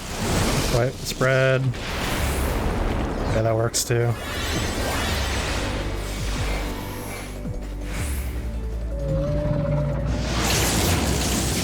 There we go.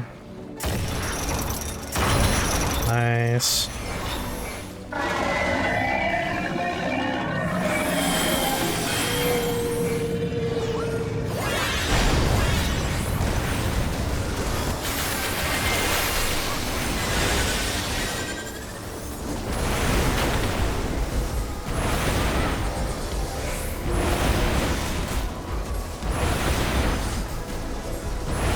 Easy game. There's a lightning for you, sir.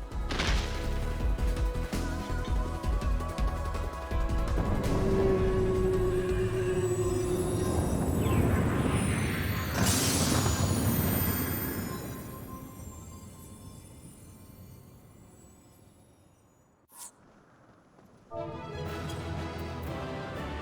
okay. Nobody gets a commendation, that's fine.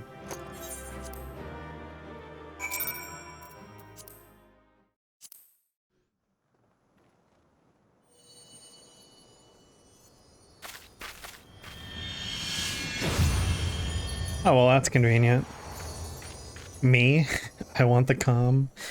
Yeah, well, unfortunately I can't give it to friends. This game stinks.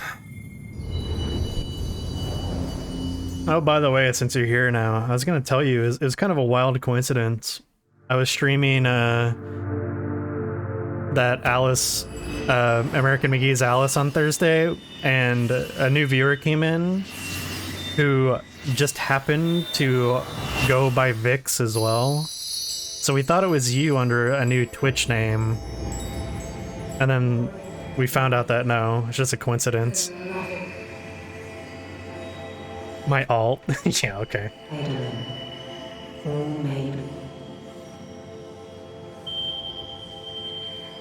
The troll Asman? Okay.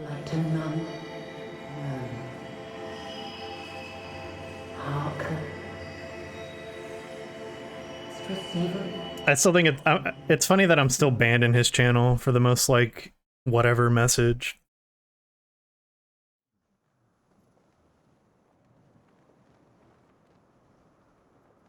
I literally said one negative thing about the dude. So I actually forgot, but is Bismarck's trial before the vault? No. We did the vault at the beginning of the stream. That's weird though, I didn't think it was a common moniker, neither did I, that's why I was like, yo, what the fuck? So falls the Lord of Mists, as did all others before him. How many times does this make, Warrior of Light? Ah, how much you have grown. Far beyond the limits of mere mortals. He has what we seek.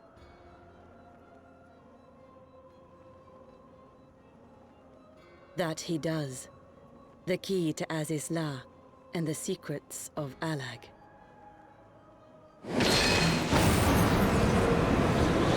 Yeah, Iggy Pop is a lady. I see you have regained the blessing of light, albeit at a fraction of its former strength. Yeah. I don't really blame you though. I guess I shouldn't say. This is what I get for playing the entire game in JP. I'll just say that I don't necessarily blame you for not remembering. Thanks to you as well, Warrior of Light, for saving us the effort of slaying Bismarck.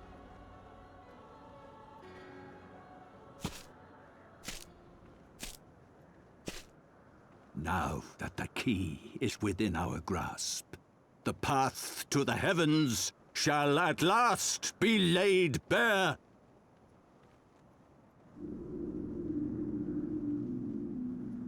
Oh.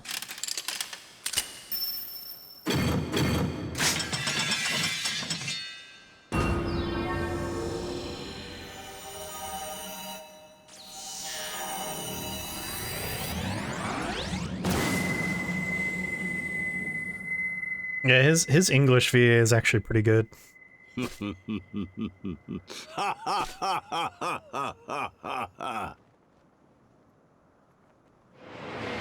That's something I've noticed in Heaven's Word and Beyond, is the voice acting just gets considerably better across the board.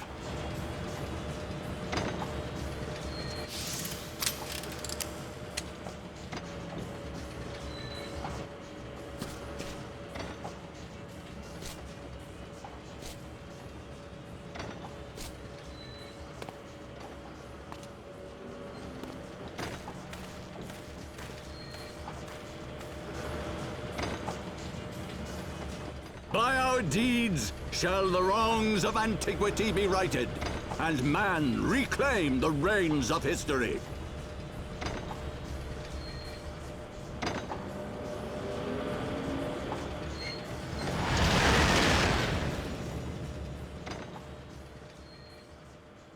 Oh, you have to move back to your mom's, and you haven't told anybody. I'm gonna put in our 30 days here. Well, hopefully everything's okay. Or, like, not too serious. Money, yeah. I don't know how people live on the West Coast, to be honest. When I hear, like, people on the West Coast tell me how much they just pay in, like, just, like, groceries and stuff, I'm like, what the fuck?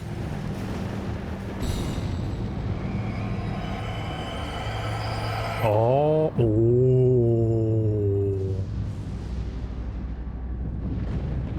Is this the asses law? The law of asses?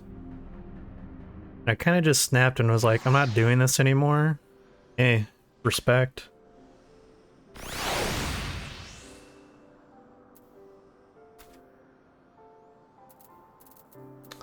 feel like that kind of taboo of like living with your parents or like living with your family members is kind of like dying. Just because it's so hard to live on your own. And you know, if you're on good terms with your family, like why not? Like obviously don't be a shithead, and I'm not saying this is something you would do by any means, but you know, as long as you treat them with respect and don't put too much of a burden on them, like why not, you know? Especially if you're spending all of your money on rent, that's just insane. Like why would I willfully choose to pay like 2K a month and like a peasant when I have a great relationship with my mother and could pay like 500 a month to live and save a fuck ton of money? Yeah. That's the truth. I feel like you just gotta, you know, live with them long enough until you can save up and get the fuck out of the West Coast. No. I don't know. I'm sure it's really hard to even find, like, if you wanted to say save up for a house, it would probably be very hard to even do that. Like, 2K a month for rent around here is like... That's like you have a big house that you're renting. Like a house, an entire ass house.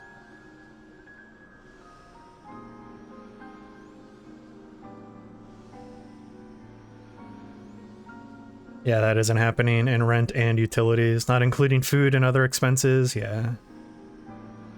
Yeah, that's insane.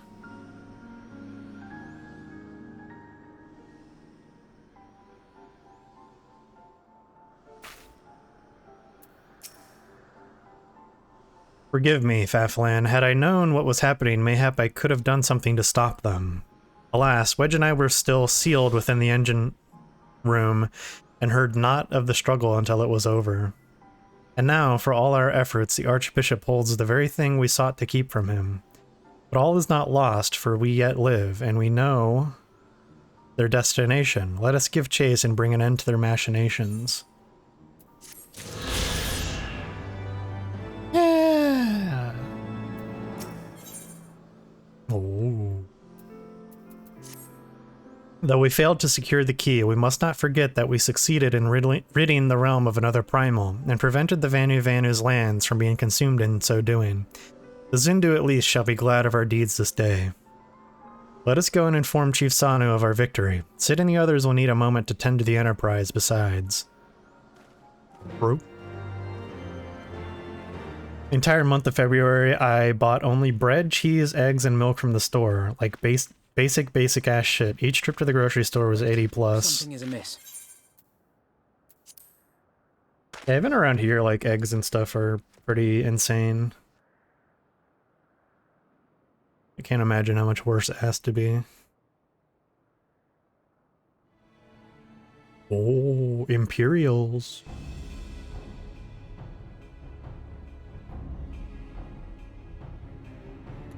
Imperial troops.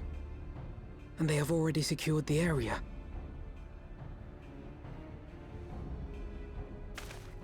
Yes. Reveal yourselves at once! Regula Van Hydrus is fucking a pimp, man. I love his Beetleborg armor.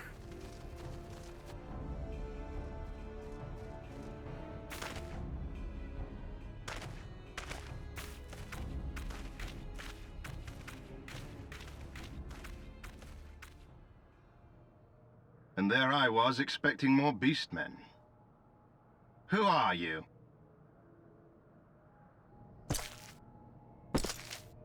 I thought Ishgardians responsible for the disappearance of our scouts, but I see now that I was mistaken.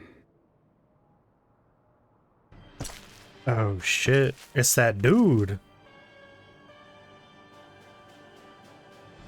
Just as Wire observed, the Warrior of Light is wont to appear at the most inopportune times. The Warrior of Light? He who bested Van Baelsar? It would seem that the famous hero of Eosia seeks Azizlar as well. Hardly unexpected. The secrets of the Allagan's power to bind icons to their will could scarcely fail to interest the scions of the Seventh Dawn. You know as well as we what will ensue should these insatiable creatures be allowed to roam free. That their very existence threatens the life of this star. We but disagree on the solution to the problem. Genocide has ever been the Empire's favored recourse. And that is why we will continue to oppose your every attempt to claim Eorzea. You do not hesitate to speak your mind, even when your every word could be your last. Alas, your sentiments betray the narrowness of your view. The fate of Eorzea and its inhabitants is of little concern next to the fate of the world.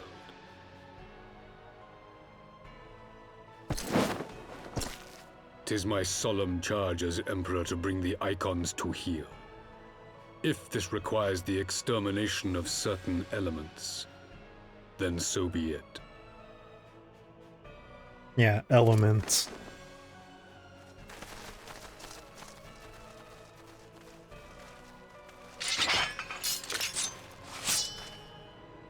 No, don't!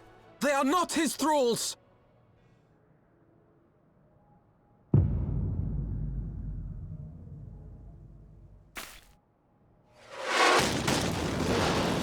Oh shit.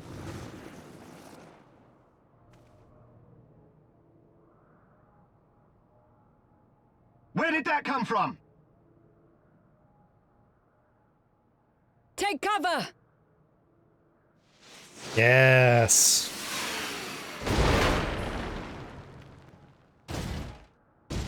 Well, well. Where did you get that Magitech armor? Draw.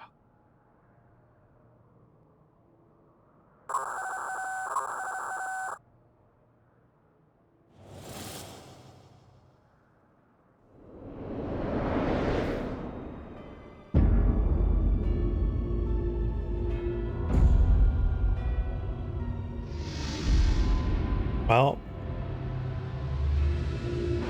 The Lady Emperor is a drawing. We shall meet again, warrior of light. On that you have my word. He's level synced down, okay?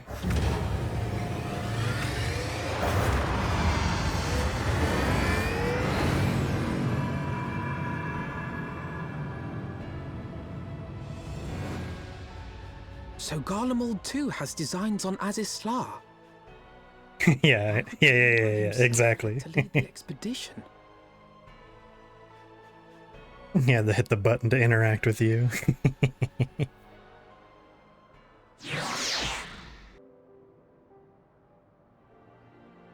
Forgot to vacuum his dishes before Mom got home. It's really important. Yeah.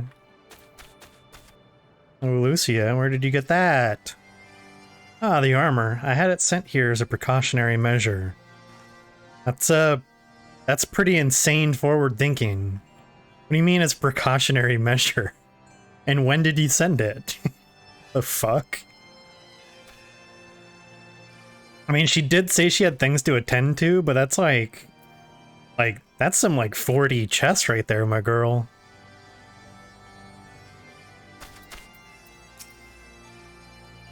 Never in my wildest dreams did I think I would stand less than 20 paces from the Emperor of Garlemald, Varus Sols Galvus in the flesh.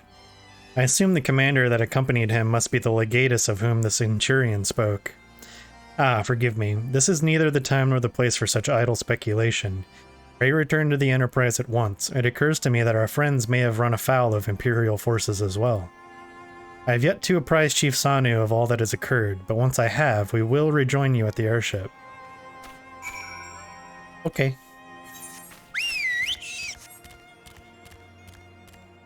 A little bit faster now. Now, I'm curious.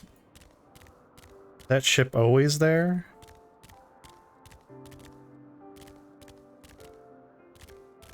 Where's it at, though? Oh. Oh. Hold on. Might be back here.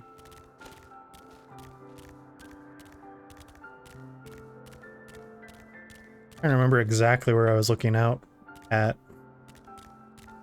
He goes like way back there, actually. It could also only show up like at night. Which it is not anymore. Whatever.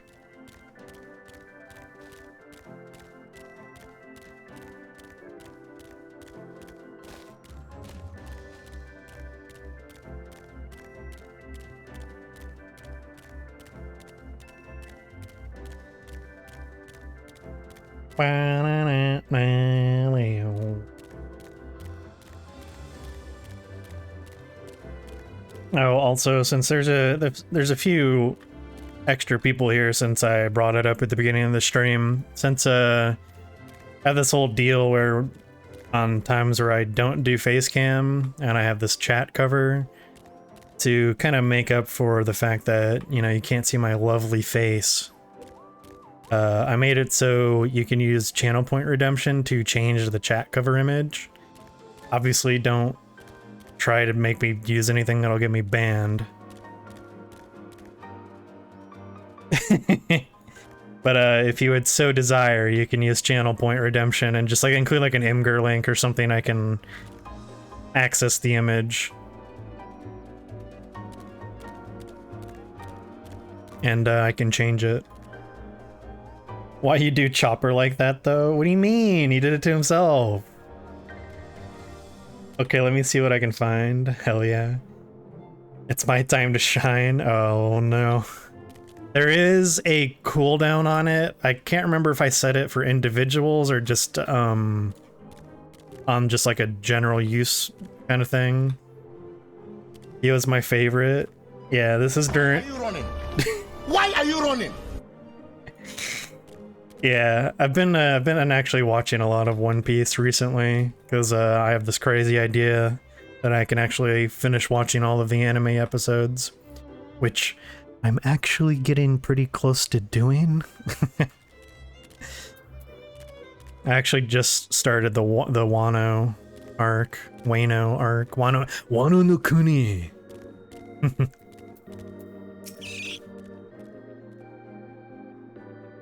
Chopper's great though. Alright.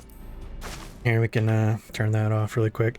Thank the 12-year life, Afalan. When the battleship appeared and fired on the village, we feared the game was up for you and Alphino. What in the seven hells happened out there? First, the Archbishop turns up with an Ascian in tow, and now the goddamned Emperor pays us a visit? What is this, a procession of notable bastards? Who's next, the Keeper of the Seventh Bloody Gate?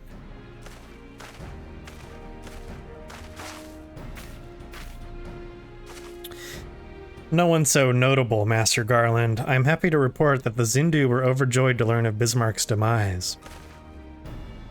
Chief Sanu sends his warmest regards. There was much talk of westerly winds.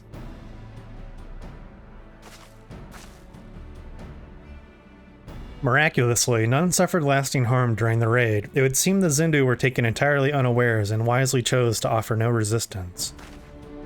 I sense they have no more to fear from the Empire, for the present at least. Had the Emperor truly been intent on their extermination, Zindu would have already been leveled. Plainly, Varys is only interested in reaching Az's Law. Speaking of which, if you're all ready to continue the chase, the Enterprise is as well, shall we? Yeah. Let's go to Az's Law.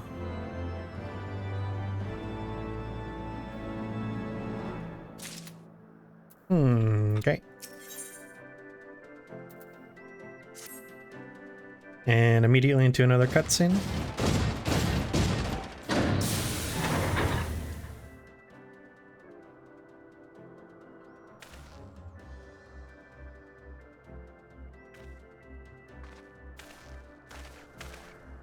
Lest you wonder, Wedge was able to calculate the heading indicated by the beam of light emitted by the key. If Az's Law lies in that direction, we'll find it. The Soleil may have a lead on us, but she's no Enterprise. We'll catch them, you'll see.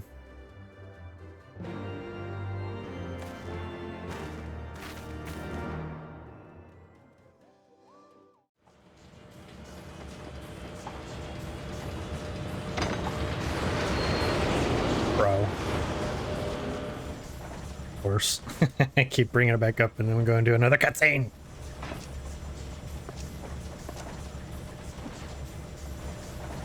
I did not think that I would ever have occasion to pilot a suit of Magitech armor again. Least of all under these circumstances.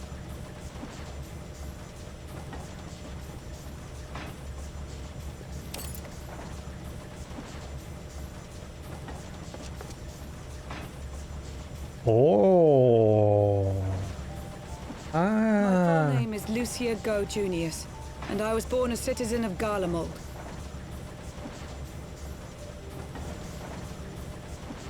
Ah, that explains it. When we first met in Ishgard, I very nearly called you Livia. Livia? Livia Sas Junius? The tribunus who served under Gaius van Baelsar?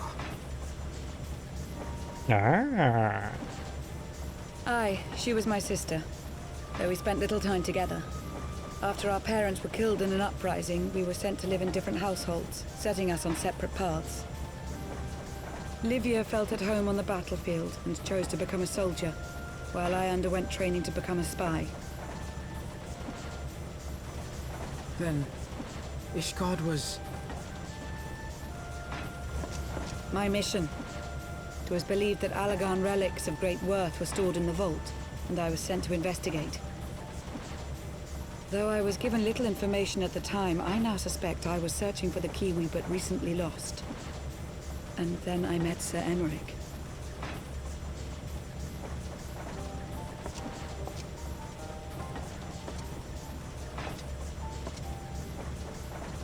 'Twas his usefulness to my mission which prompted me to approach him, but I soon found myself drawn to him for other reasons. He too was a prisoner of his past, judged for his heritage as a bastard son of the Archbishop. Yet unlike my sister and I, he did not curse his fate. He simply rose above it. In time, I came to realize that I had found a man worth following, and a new home besides. And when I subsequently confessed all to Sir Emmerich, he was good enough to accept me into his service. I do not question your loyalty to Sir Emmerich. It is your loyalty to your sister which concerns me. I have long been of the opinion that those who dwell in the past risk losing sight of their future. My sister fought for her convictions and for those she held dear. So do I. So must we all.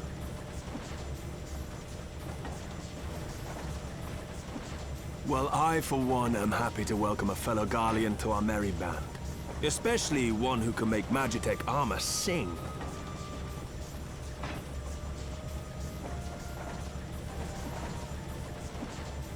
Chief, we should be getting close. Once we break through those clouds, we'll be right where the light was pointing. Right where Azizlar should be. Hold on, everyone!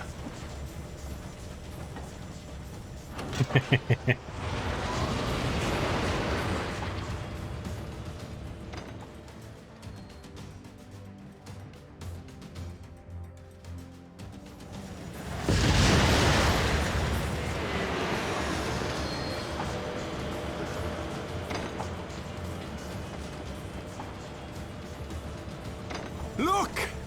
I think that's it!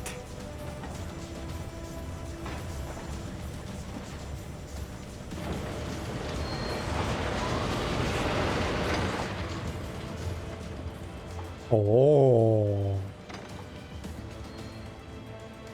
Chief, is that... Allagan? Aye. There's no mistaking their handiwork. Yeah, it's covered in gamer RGBs. What was that?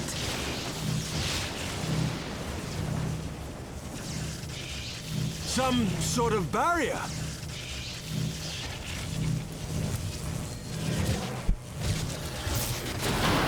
Yeah, remember Sid? She won't hold, Chief! She's breaking up!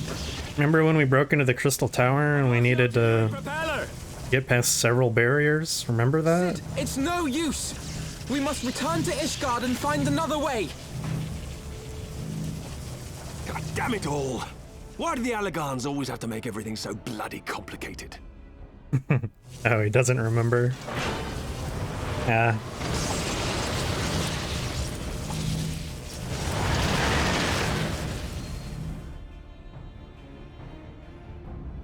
He's old.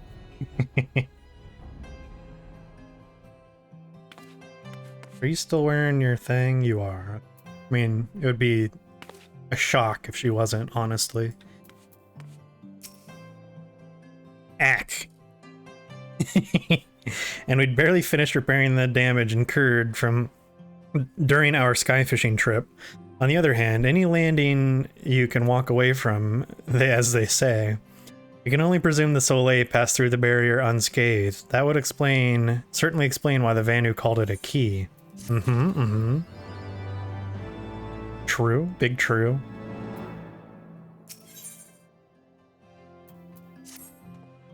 Assuming Sid is correct, and I have no reason to think that he is not, the Vanu's key is required to pass through the barrier protecting Azys Law. But even without it, we must find a way to reach the Isle. I shall have everyone convene at the seat of the Lord Commander, that we might discuss how best to proceed. As before, make yourself known to the guardsman when you arrive, and he will show you in. Yep. I remember.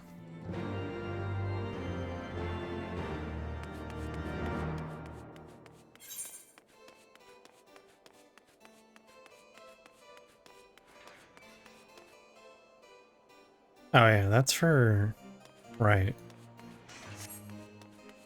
Let's go... over here. We could teleport, but it's just like literally right over here, so... might as well walk.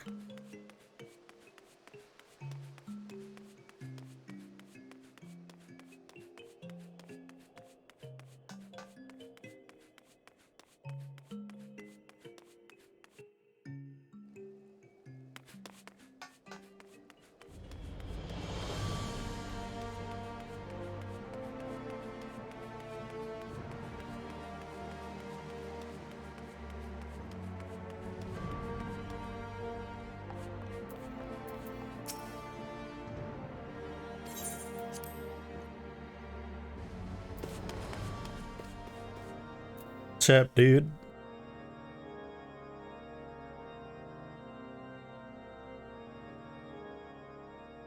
Oh, Edmont. In summary, the Isle owes its lofty position to the industry of the Allegans. And we can be all but certain that the Archbishop and his cronies are enjoying the view from its top. I see. If we are to join them, we will first need to pass through the Isle's etheric barrier, which is, alas, more powerful than most. Powerful enough to make a mess of a perfectly good airship at any rate. As far as I can gather, the barrier mechanism draws ether from the surrounding environment and polarizes its elemental aspect to produce what is, in effect, a wall of lightning. It seems plain that without the Vanu's key, any attempt to reach the Isle will end in failure. Alas, the key was careless enough to leave without us, and I don't think the Vanu keep a spare. Master Garland, based on your experience, is there no other way that we might breach the barrier?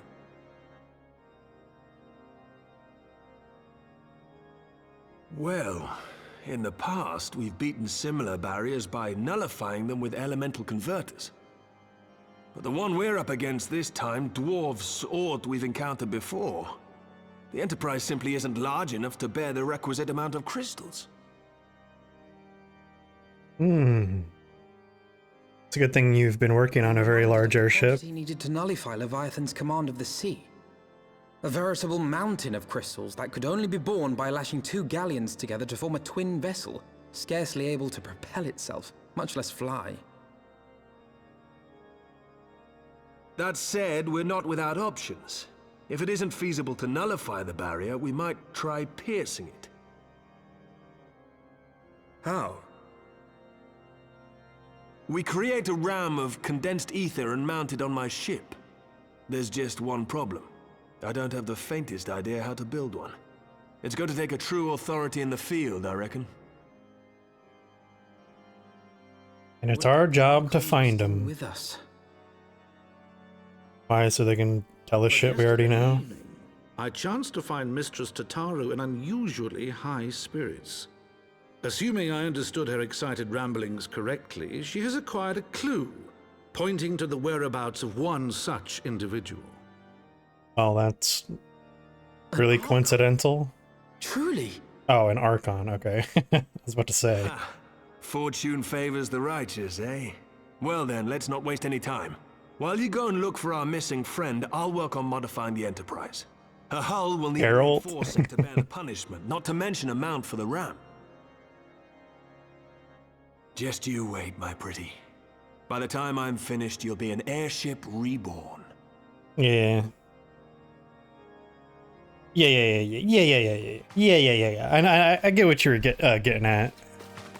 I think for the purposes of the story, though, they don't really know who the fuck that is.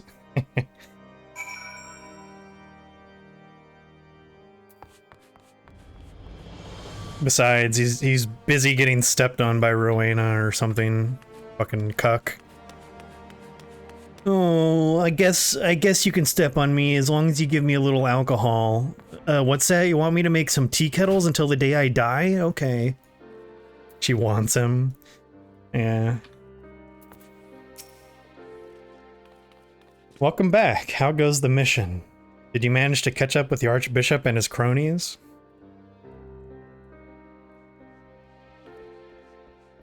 So, you finally arrived in Azis Law, only to find your way barred by some sort of barrier. Typical. But it's not all bad news. I've made progress in the search for our friends. Don't worry, we'll get to Azis Law yet.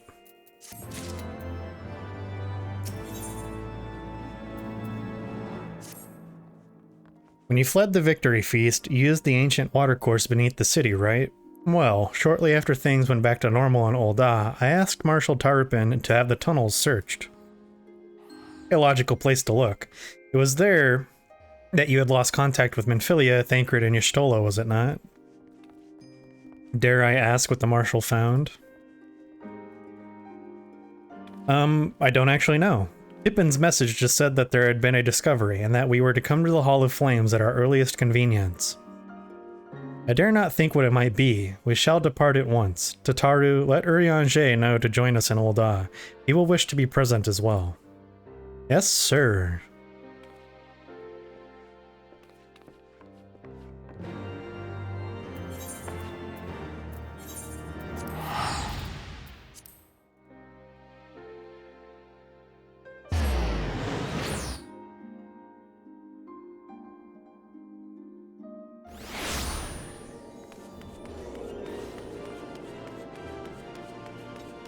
Oops. Let's turn this back on.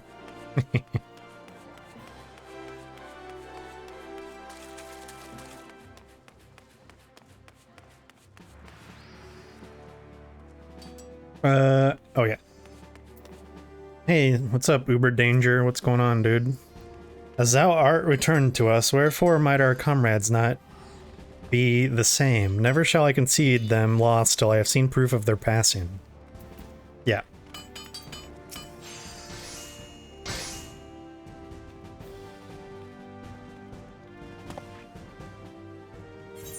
We are grateful for your assistance, Marshal Tarpin. You saved her grace and father both. 'Tis the least I can do to repay you. Forgive me my impatience, Marshal, but your missive mentioned a discovery? Yes, of course. As per your request, I had my men scour the waterways. Almost immediately, we encountered a difficulty. An entire section of the tunnel had collapsed. With the Mineral Concern's cooperation, however, we were able to remove the rubble, which yielded the battered bodies of a dozen Crystal Braves. Yeah, get fucked. Oh no, it ate the link. Fuck. You want to just, I'm gonna have to like fix that, but you just want to like message that to me on like Discord or something, and I'll get it for you. Sorry about that. There we go. Thank you. Okay. Alright, hold on. I'll get this ready for when I get out of this cutscene so I can turn it on immediately. Okay, got that saved. Let us replace this image.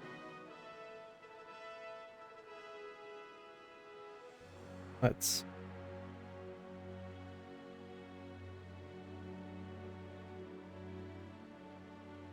There it is. Okay. We'll get that showing up right after the cutscene. Okay. Go on. Be at ease, Master Alpha now. Your friends were not among the deceased. That alone is cause for hope. And then there is this. I can't remember. Are there any more fights coming up, or should I lay down and watch? I don't believe so. Here, let me double check.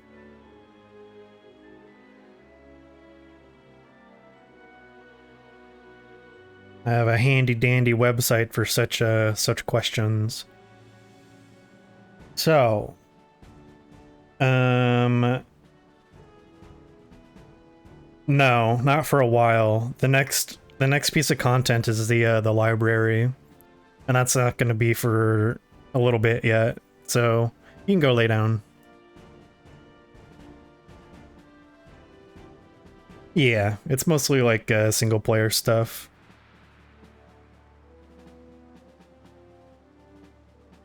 Thanks for your help, though. I'll BRB. Okay, sounds good. Gasp! Y'shtola's wand. Because, like, I forgot most things. Even I've forgotten a lot, to be honest. I had assumed as much. If I may, Marshall.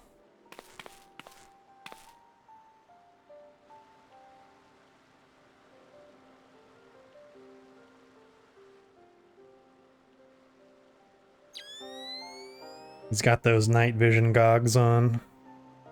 'Tis as I did surmise, judging by the etheric imprint that lingereth yet upon this wand, it hath assuredly been employed in the casting of a most uncommon magic. Namely, the very first that man did conceive to traverse great distances, and the ancient precursor to all method of travel that utilized the lifestream, flow.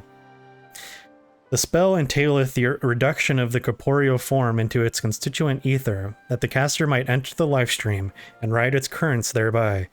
Unlike the teleportation magics of modern times, it requireth not a lengthy incantation. That Y'shtola should choose to employ such a spell bespeaketh the need for haste. All of which would suggest she managed to escape.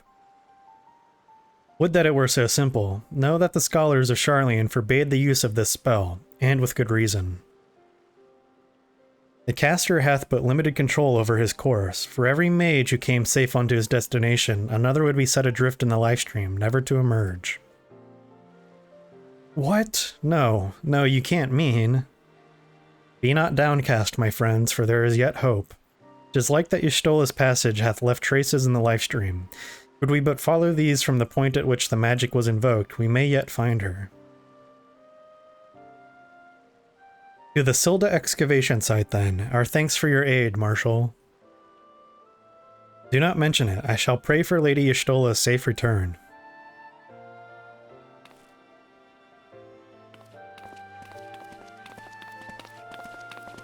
Alright, let's see this.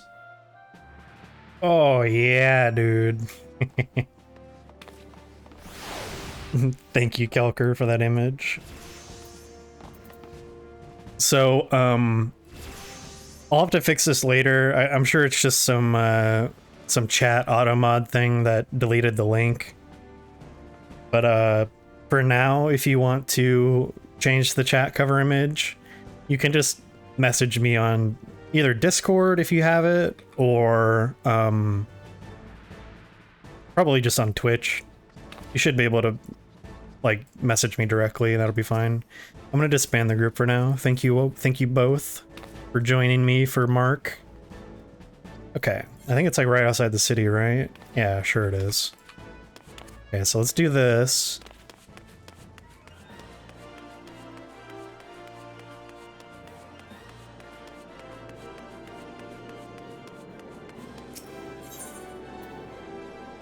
Ethernet. I think it's Gate of Nald, right?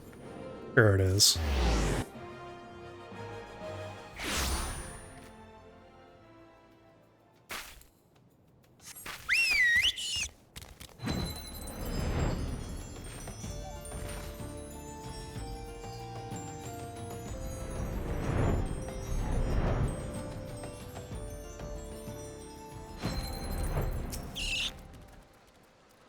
Evidence of Ystola's passage will have been made faint by time, but may have some few scant traces yet remain to guide our steps.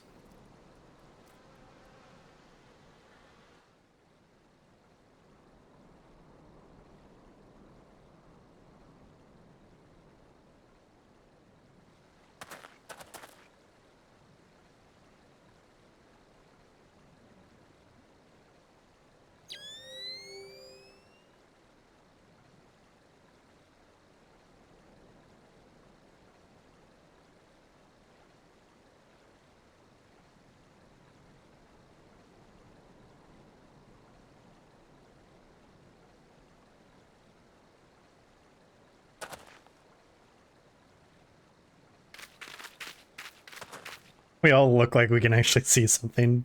Oh my god. I just want to say, I think it's a neat trick how the etheric goggles or whatever are clearly on top over his hood, and then when he puts them on, they're underneath the hood. Nice trick. The trail leadeth to the north and east, unto the bosom of the Twelveswood. Are you certain? Aye, there's no mistake. Thither hath Y'shtola journeyed. I forgot she, like, died to save everyone. And yet the Gridanians have reported no sightings. We must take this to mean she is still adrift. If it be so, I do fear for our friend. Contrary to its name, the lifestream is more akin to a raging torrent. Linger overlong in the midst of this maelstrom, and the ether that formeth one's soul shall surely be scattered, ne'er to be reformed. Yeah, she did some no-no magic and tried to teleport everyone away. Well, her and Thancred anyway. We have no time to waste. Urianger, pray explore all possible options for reversing the effects of this forbidden magic. Fafnir and Tataru, we three shall press on to Gridania and petition the Elder Seedseer's aid.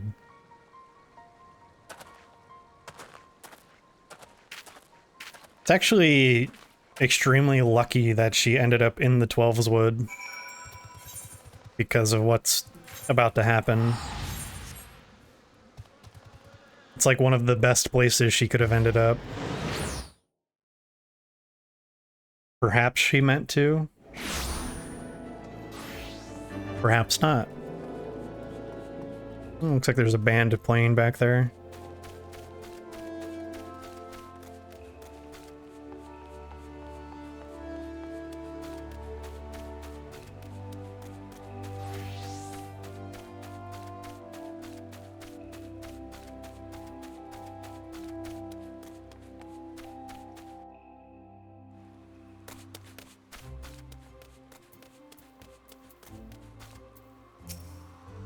It is said that the elementals perceive the lifestream. If, as we suspect, Y'shtola is still adrift in its midst, they may be able to find her. But if we are to appeal to them for assistance, we must needs do so through their chosen, the Pedjal.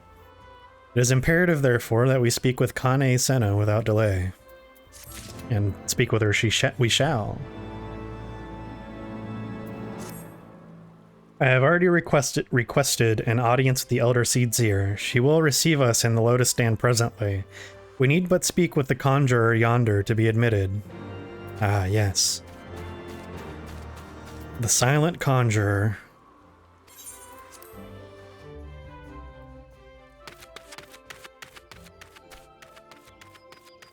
Ooh.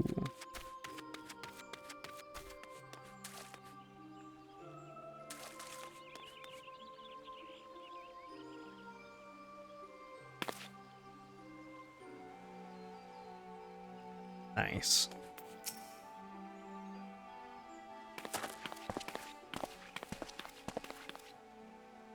Be welcome, my friends, and speak freely. I gather your suit will admit no delay. It will not, my lady. Pray forgive the abrupt nature of our request, but it is a matter of life and death. Let me explain to you a bunch of stuff that happened.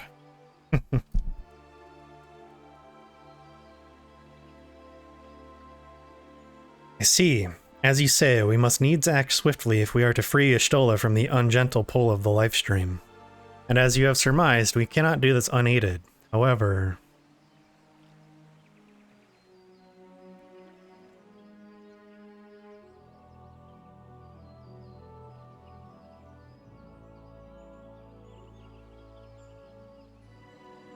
In requesting the Elemental's assistance to find Y'shtola, you must needs be aware of one difficulty. A difficulty born of the fundamental difference between man and Elemental.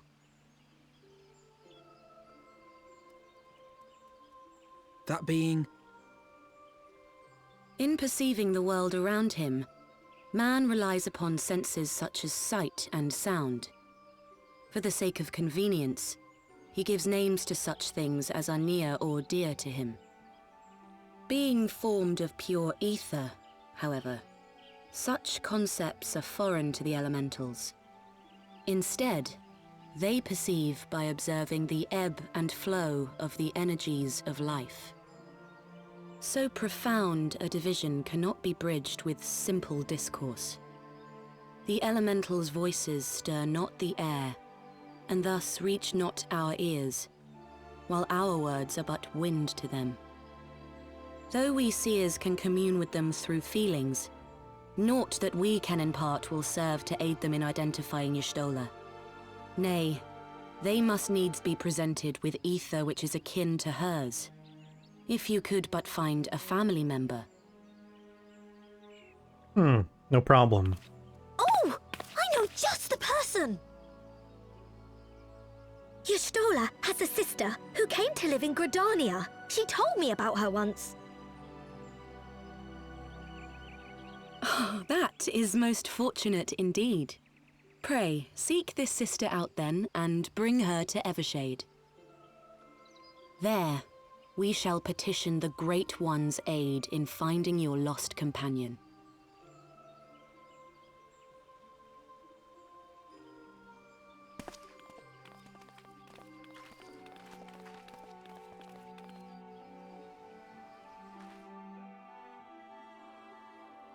It's the summoner teacher bitch. Indeed it is.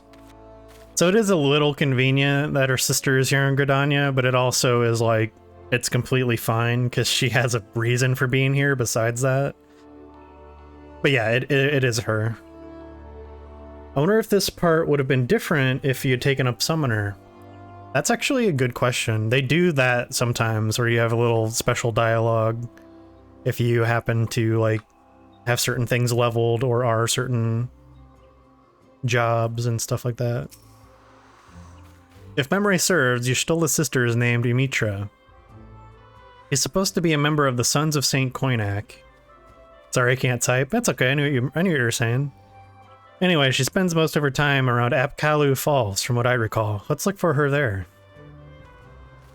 And look for her we shall. Now, this is a funny little aside about these sisters, but it's just funny because Ymitra is Y'shtola's younger sister, and Ymitra is like in her early 20s, and Y'shtola claims to be younger than her younger sister. So I just think that is just a funny little error, or just like some insight into Y'shtola's character.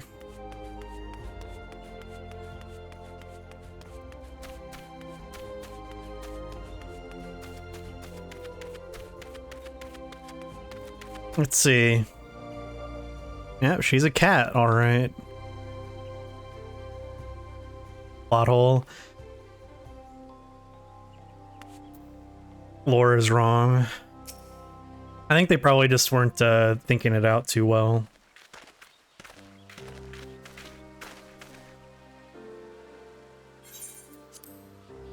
Yes, is there something you require? Lady Amitra, it is an honor to meet you. My name is Alphino Levier, and this is Tataru Taru. I mean, keep in mind, too, I could be misremembering, and I could just be wrong, but I think they do say, in fact, that she is her younger sister, so...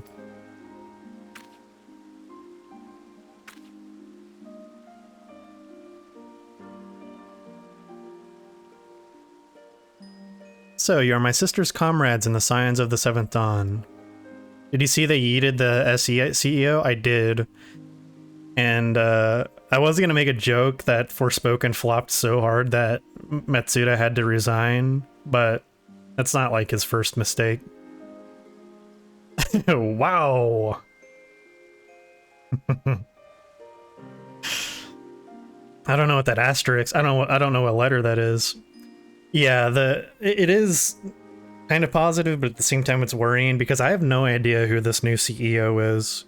And they say some vague stuff like,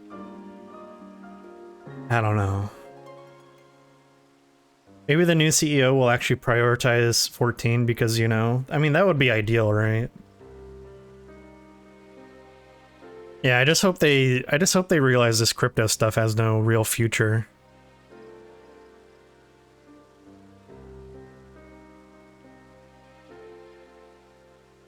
When I heard that your people were being pursued, I desperately sought to reach Stola, but all mine efforts were to no avail. Now I know why. A forbidden spell of all things, that she should be so reckless. But what's done is done. I thank you for bringing word to me. Needless to say, I should be glad to help.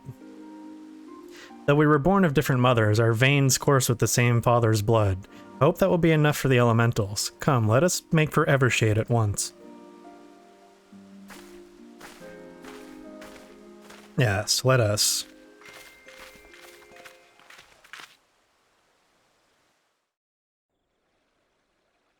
Here, let me see some stuff I missed here. Apparently he was involved in metaverse projects. Yeah, that's the worrying part I read about that guy. He's also advanced very quickly through the board of directors, so there's either some kind of nepotism going on, or he's actually like a good businessman or something, which could be both a good and bad thing. I'm gonna turn this off again. I didn't know they had different moms. Sounds messy. Raya O, Arun, if you would. Lalafels are literally drowning in this river. Yeah, they make us walk up. But yeah, 14 is one of the only games that consistently brings in revenue. And they're squandering it on projects that just make them lose their ass. It's really upsetting. Hearken to me, O great ones. Pray give yourselves to the life stream, a drifting soul to find. This is a great cutscene.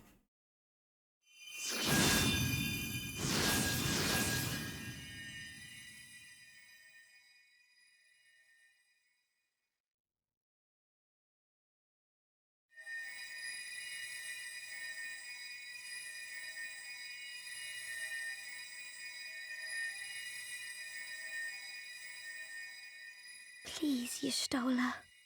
Please come back to us.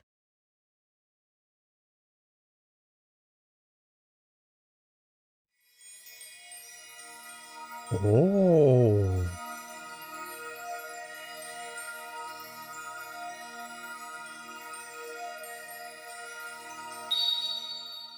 There. Now!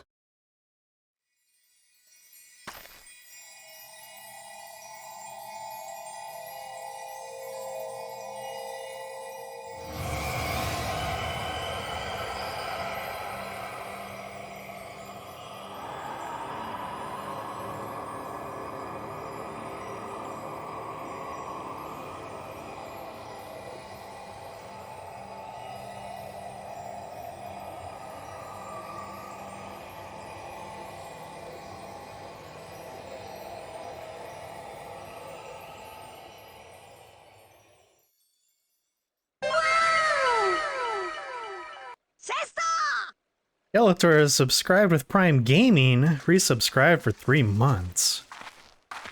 Thank you for that. You came just in time to see a naked cat girl. Yeah, there you go.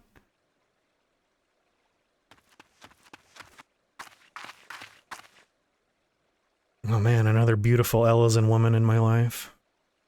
It's got those braids.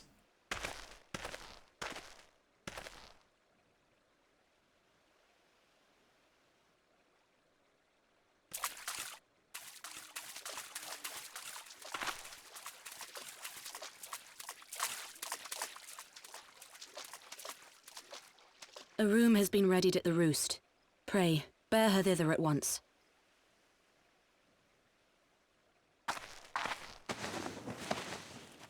Wonder if they can do the same thing to get me a girlfriend. You know, just summon her out of the live stream.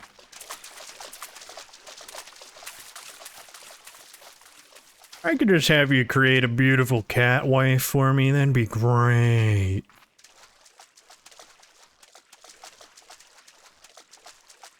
All that remains is to pray, my friends.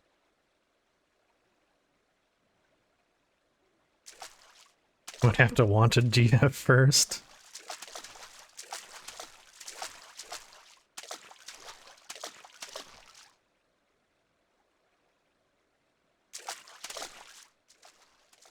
Okay, I'll catch up with some chat messages I haven't read during this cutscene in a moment.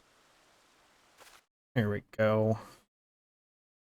Okay, let's scroll up a little bit. Okay, so...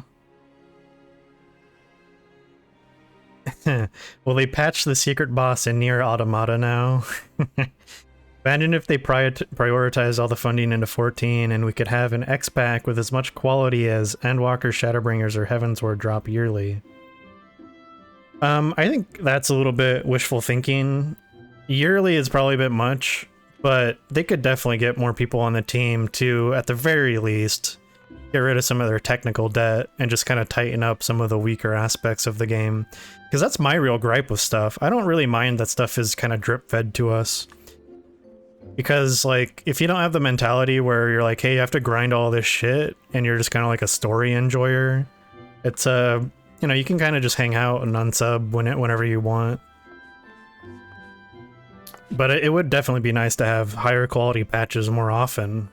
I'm not going to contest that. Patches would come out monthly or bi-monthly. Hell yeah, you brought back a body. Would have to want a GF first. Yeah. So the development of an MMORPG is a complicated one because you're working on an aging engine all the time, at all time. Yeah, and that's why I really wish. And it's like it's not like there's no precedence for this, right? In fact, that's the story of 1.0 to 2.0. There's very little remnants of 1.0 in the current game. They definitely can do it. It's just I feel like the team isn't large enough and there aren't enough people that are like specialized in this game to be able to fix stuff. And also, since their team is so small, or relatively small, for as much money as they bring in, they can't divide that. They have to keep going forward. They have to keep making new stuff. They can't focus on the old stuff and fix it. Like they can here and there, but that can't be their focus, unfortunately. But then again, they're able to pump out fixes that should have happened a long time ago. Yeah. And sometimes they fix and add stuff in a snap. Cough. I sure love Umbrella. Cough. Yeah. They definitely can do stuff. I just feel like we're not really getting the whole picture. Because obviously we have no idea what's going on the inner workings of Square Enix in general. And Square Enix is actually kind of dog shit. They've been very bad for, at the very least, the last decade, arguably longer.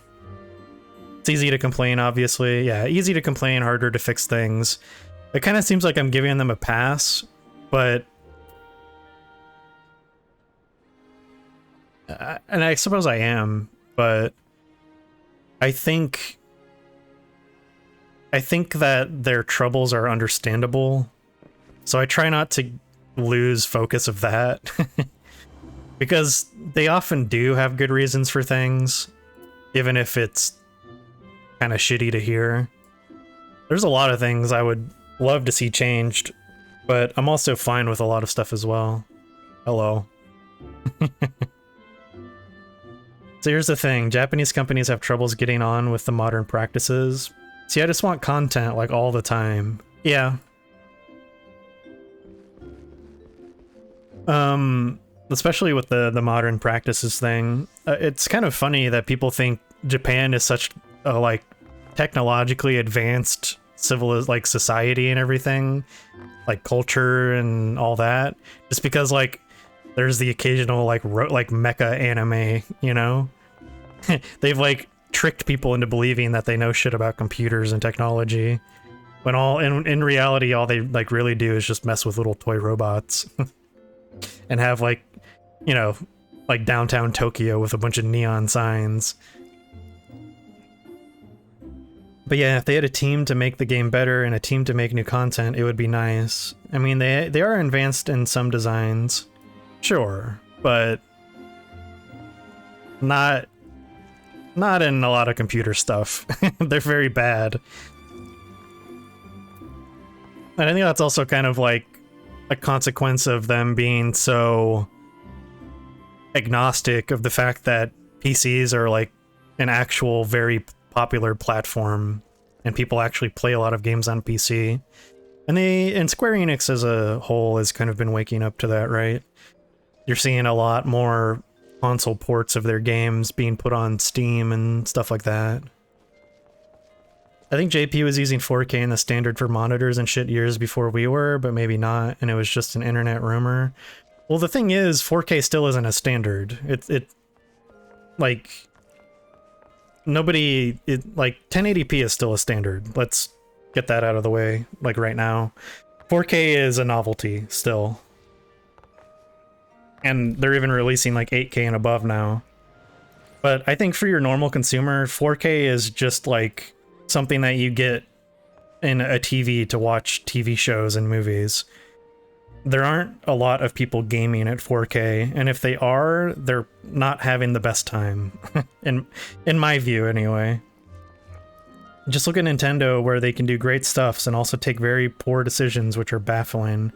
Nintendo is a nightmare, especially if you want to use any kind of content in some kind of transformative way, because they are really nasty with their IP.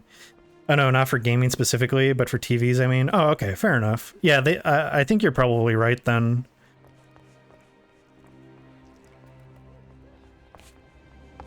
But yeah, I guess my point is that while they are maybe advanced in some technological fronts, there's a lot that they're not. And those things happen to be mostly related to computers. Like, even take this game for example. The reason the netcode is kind of poopy is because they made the game entirely around Japanese players, which is fair enough. But, you know, it's a worldwide game. So you get some pretty bad consequences as a result of that. Yeah, the hardware for computers and gaming isn't advanced enough to run 4K at the FPS that people want to play at. Yeah, for more, I would say, like, older stuff, obviously, can be run at 4K pretty easily, but newer things, especially if you throw ray tracing in the mix, and, you know, things like that, it's, you're gonna cripple just about any system, unless you're on an enthusiast tier hardware, you know? I remember a friend dropping 3K onto a computer 10 years ago where none of his advanced technology would either be vastly underused or literally incompatible with a solid 60% of games. Yep, that's future-proofing for you. Here, let's, sniff, oh, you stola.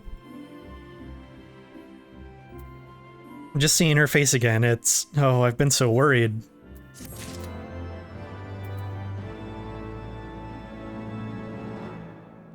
funny because that 3K computer 10 years ago is probably like you could probably build a budget PC for like a fifth of that cost, and it'll be better. Even the 4090 can pull at the most like 120 FPS in AAA titles. Yeah, well, I mean, that's also because I think they're just trying to brute force it, right? It's kind of this nasty cycle of, hey, we don't need to actually optimize our games because people will just buy new hardware to brute force performance. And then, you know, we also kind of, it's like this cycle of just like consumerism, really. A 4090, like a flagship card should be able to run every current game and even some games coming out like no fucking problem. But that's not really the case. And at the same time, you could say, try to say like in a vacuum that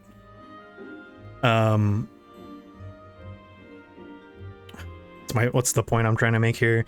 Like, you could see that as a bad thing, and it definitely is in some regards, but also I feel like they need to push technology forward, even if a lot of it seems gimmicky at the time. Like, I personally think VR, even now, is still a gimmick. I think that a lot of the games for VR are like barely games. But I can definitely also admit that in like 5 to 10 years, VR is probably going to be sick. Like, it's going to be really awesome. And it's kind of the same thing with like ray tracing and things like that. Let's see, when you have guys that want 300 plus in COD, yeah, but I think, well, actually, no, I don't actually know if Call of Duty is even like optimized well enough to get super high FPS like that. I know games like like Rainbow Six, like Siege or whatever, and games like CSGO and stuff, like competitive shooters, you can actually like break the game because you can get such high FPS now on modern hardware. I was a Wii player for the longest of time. I'm happy when my game runs 30 FPS stable. Okay. Wii was awesome, but Nintendo hardware has always been underpowered. The last time they were competitive with their contemporaries was like probably around like PS1, maybe like early PS2, and even then.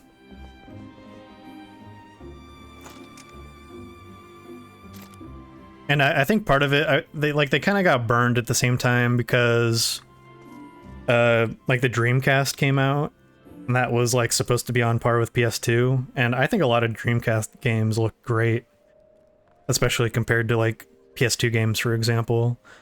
But that console was a massive failure, and they tried a lot of new things, and I think the lesson they learned, and it may not have even been the right one, is that, hey, why should we dump all of our money into this kind of stuff when we can go in like a different direction of gimmicks? Because at this point, we're not likely to win any kind of graphics races.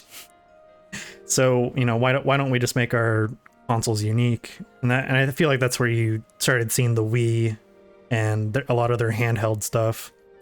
Because, I mean, what other handhelds were there really at the time that were competitive? You had the PlayStation Portable, which was also a massive failure. But 3DSs and just regular DSs were just massively successful. There's so many games for that handheld. It's insane. Anyway, we're getting on big gaming tangents. Sorry to anybody who's lurking who wants me to get on with the story. We're kind of chit-chatting about some stuff here and there. Yeah, RE4 on Wii was one of the GOAT games. That's one of those experiences that's actually like really awesome and works out really well. And then, you know, they decided to remake Resident Evil 4 like 70 times. And then, in fact, there's a remaster of that game coming out soon. Woohoo! Can't wait to play the same game. Stola is resting within an inn room. Though she's still unconscious, the signs are positive. Conjurers say she is in sound health and should awaken before long. Isn't that wonderful? Now, while we wait for Y'shtola to wake up, I thought I'd take the opportunity to finish my little surprise for her. It's something I've been working on for a while now, in the hope that she'd one day return to us. It wants for just a couple more items before it's ready. I've already placed orders for these items. Could I ask you to retrieve them for me? One is with the... Oh, excuse me. One is with the Leatherworkers Guild, and another is with the Conjurers Guild. Speak with Mistress Geva and Brother A. Sumiyan, and they ought to take care of you. Oh, this dude's a sprout, I can tell. Yes, bro. Yes, bro. Let's head to the Conjurers Guild first.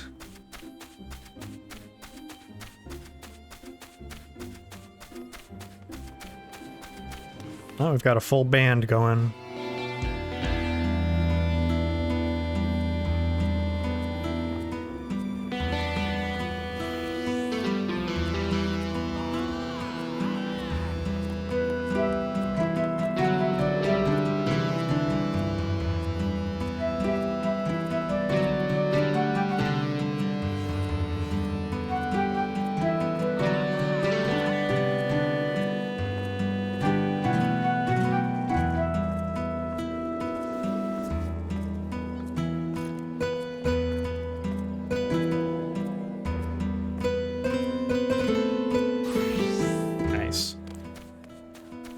We got places to go.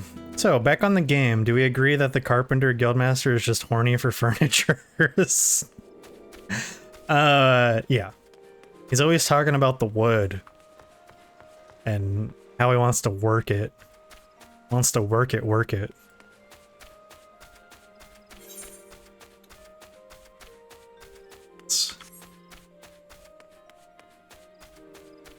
I would like to level up all my crafters and gatherers on this character and do the stories, but that is... I feel like that's way out of the scope of what I want to accomplish on stream.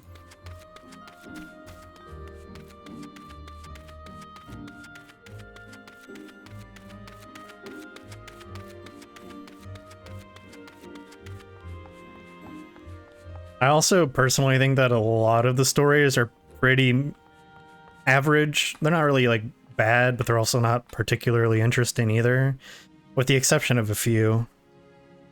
Like, I really like the Alchemist one. The Culinarian one is pretty decent. Goldsmith I like. Fishing I like. That's all I can think of off the top of my head. It's been so long, too. The Alchemist one especially is basically story from 1.0.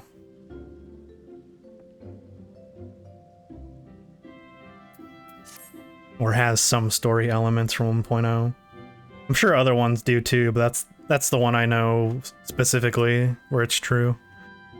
You're come to Stowglade Fane, the home of the Conjurers Guild. How may I assist you?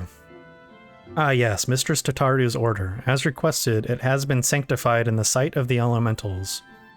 I know not what she intends for the staff, but it is a most singular artifact. Even one possessed of my experience would struggle to wield it. Oh.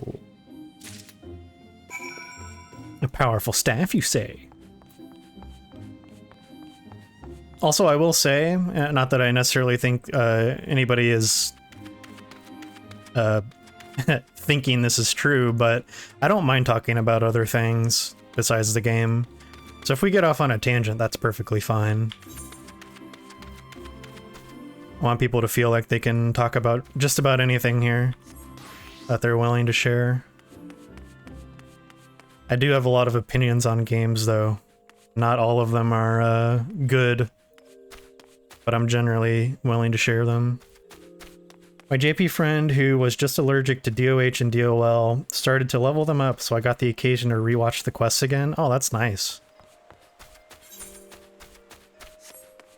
And I'm sure I might have access to the cutscenes on my main character, but I don't know, I don't really like doing it that way. It feels bad in a way. I can't really articulate. Just watching cutscenes and not like, oh, hey, I spy an orange name. Who could it be?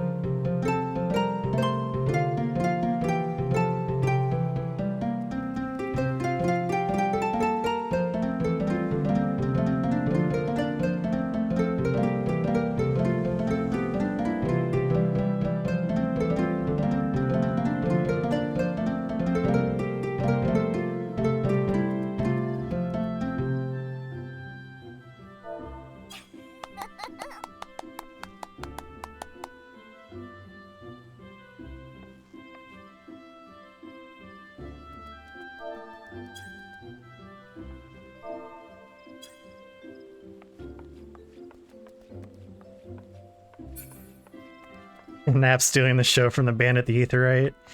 You know, I've had some nasty people message me when I've been doing Bard stuff before.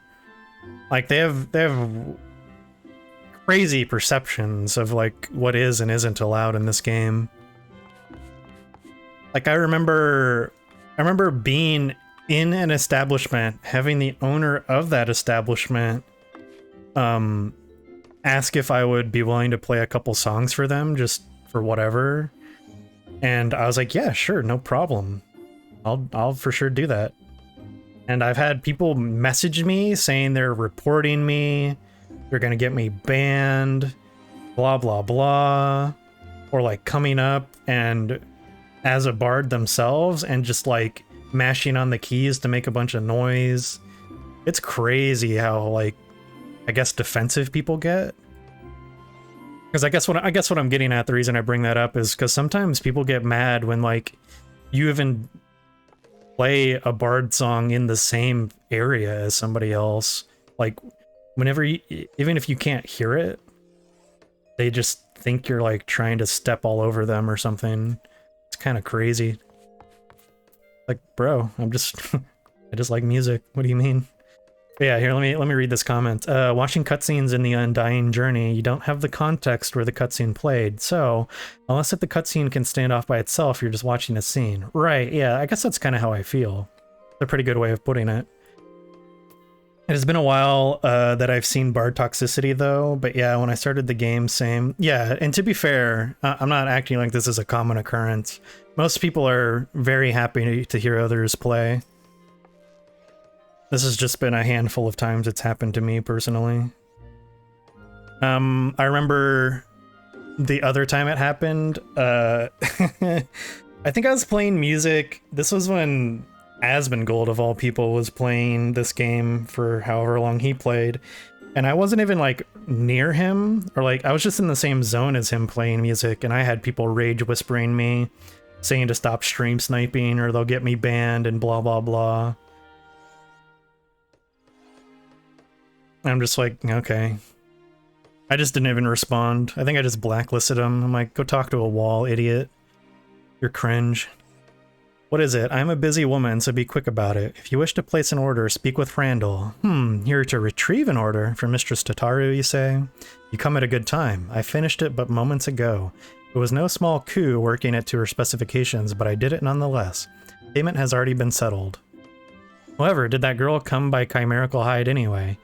You need either balls of steel or a bottomless coin purse, and it seemed to me she had neither. In an FC I was in a long time ago, one of the members got a nasty message for using the stretch emote. Apparently the noise was loud enough to wake up a sleeping kid. Yeah, well, that's what headphones are for.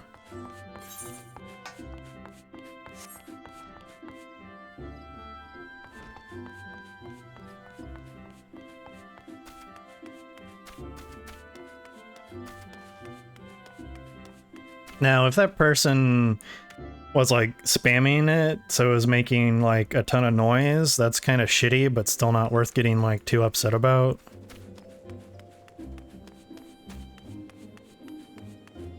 I do occasionally get annoyed by emote spammers.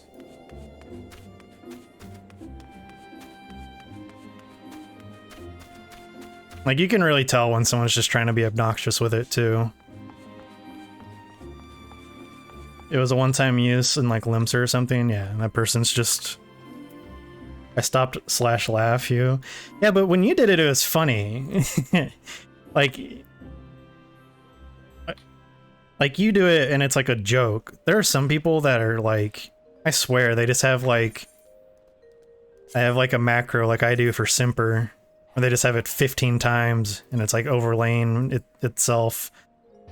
And it's just like a cacophony of fucking noises. Like, imagine having your kid sleeping and being so worried about it, but not turning your volume off. Yeah. A person just sounds like they want to complain. Ah, you're back. You have the items, I hope. I sure do. Ooh, it's precisely as I requested. A perfect match for the other pieces. Truly, Geva is a master among masters. And the staff completes the surprise. Thank you so much, Fafalin. Teehee, I can't wait to see what Stola thinks of the surprise. Lest you wonder, she's doing very well, and the conjurers have left her in her sister's care. Let's go and pay them a visit, shall we? Oh.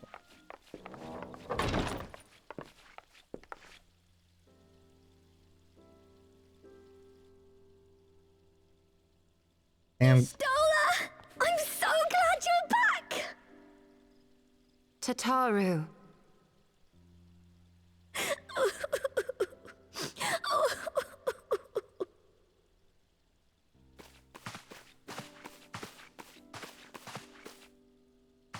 You are safe.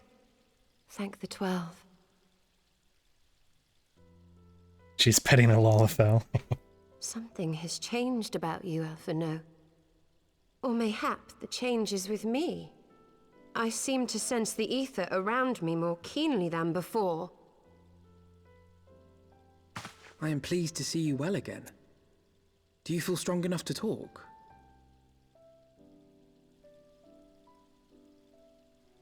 Worry not. I am well enough.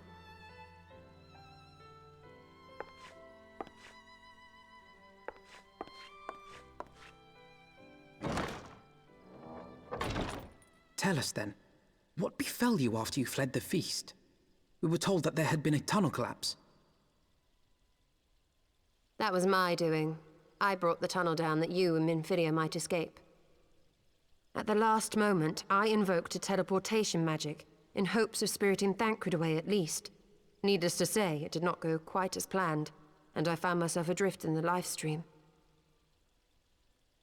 The others? Where are they? Did they not escape? They remain unaccounted for.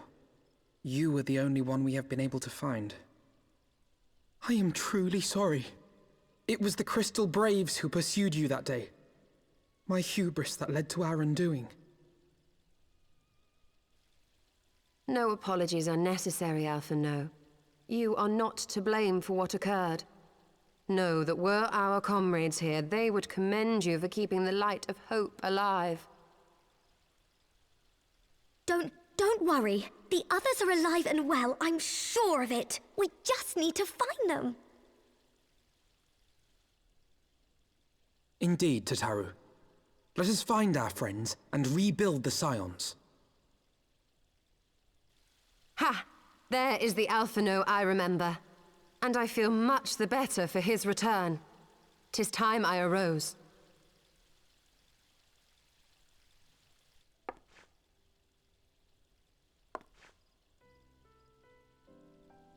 That reminds me!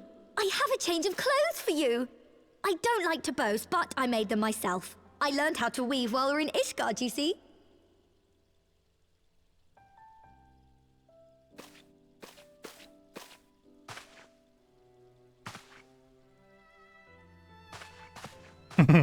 He's like, get the fuck out. I already saw her naked once. That's all you get.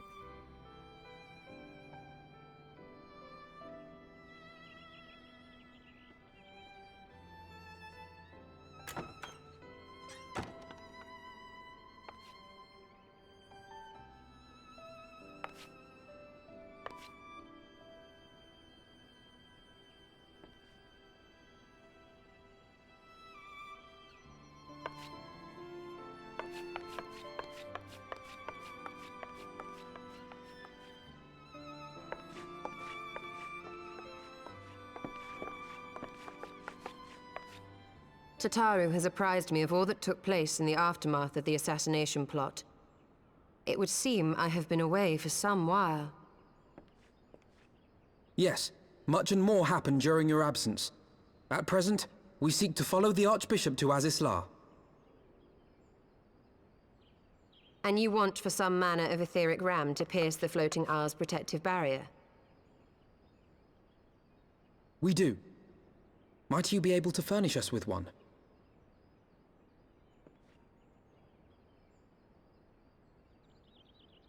A means to prise open a hole in an Alagan barrier. And one large enough to admit an airship, no less. Nay, I lack the knowledge to devise such a weapon.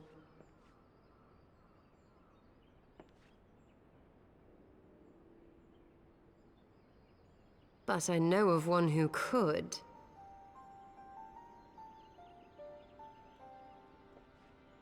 A leading figure in the field of etheric research, and one of the finest scholars ever to grace Sharlayan. Matoya, my former master.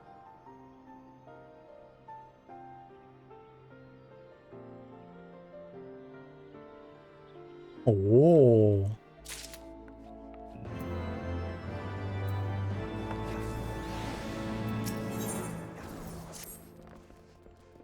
Of course. Go immediately back into another cutscene. In my youth, I had the honor of studying under Matoya. In the field of etheric research, she was without rival. I have no doubt that her knowledge will be of aid to our cause. The question is, will she share it with us? My master has ever been willful. The gods forbid anyone disagrees with her. Who else do we know that's like that? When the Garlean Empire first marched upon Eorzea some 15 years ago, the denizens of Sharlayan were summoned back to the motherland. However, Matoya refused to join the exodus. To this day, she lives a hermit's life on the fringes of the abandoned city. So, it is to the Dravanian hinterlands we must go. Oh, excuse me. The place of my birth. Though Alizae and I were born in Sharlayan, our days there were short. We remained only until the Exodus, and I have not returned since. Oh, so it's to be a homecoming then. As fine a reason as any to go to Sharlayan, and it would afford us the opportunity to pay my master a visit. Ahem. I believe you have mistaken our primary objective, Y'shtola. At any rate, the journey will take us through largely unknown territory. Let us first return to Ishgard and make our preparations.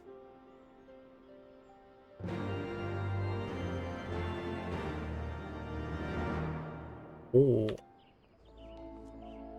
Okay.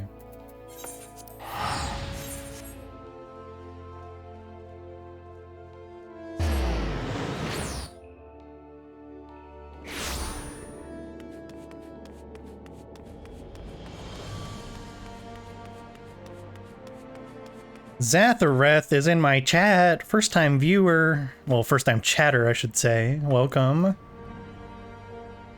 I believe you were doing Extreme Trial 1 of Endwalker earlier, if I'm not mistaken. How did that go? Did you get the kill? Did you have fun? Sharlayan is situated in the Dravanian hinterlands. To get there, we must strike west and traverse the breadth of the Dravanian forelands. Make no mistake, it will be a grueling journey. We had lots of fun. How goes? It's going pretty well. Moving forward through the story. The party shall be comprised of Fafalan, Y'shtola, and myself. Tataru, pray remain in Ishgard and continue the search for our missing friends. Yes, sir. First, let us make for Tailfeather. Yeah, okay. Shake your tail feather.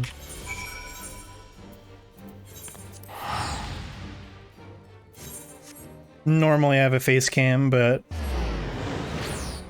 I got started pretty late tonight, a few hours later than normal, and I wasn't really feeling it. So as recompense, I have a little chat cover image that the chat can pay channel points for to change. So, you know, makes up for it a little bit, but not a lot of bit. Our current image is donated very graciously by Kelker. Micanized in the chat. A long soak in the livestream followed by a long journey. I would not recommend it to anyone. Rest assured my strength is returning to me. I shall be back to my former self ere long.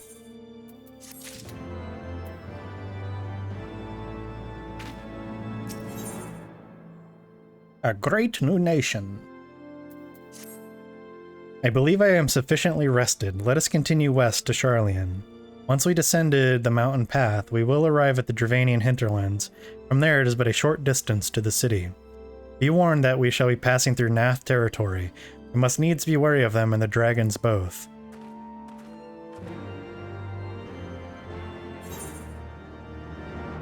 Alright, now the question is, how lazy are we? Well, we can fly here, can't we? Yeah, sure we can. So we could be lazy, but let's not be too lazy. And just fly to our destination. I love the way Lalafell fly on these, like... Bro.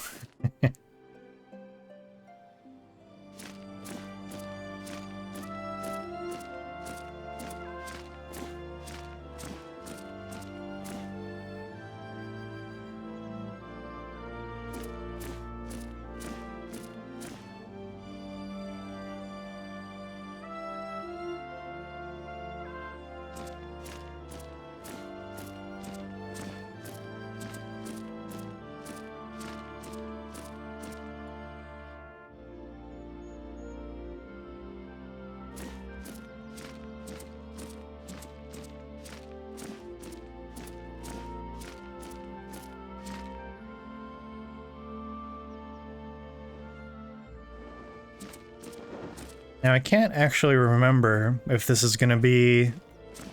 People who have played know what's going to be in this general area. I think it's still there.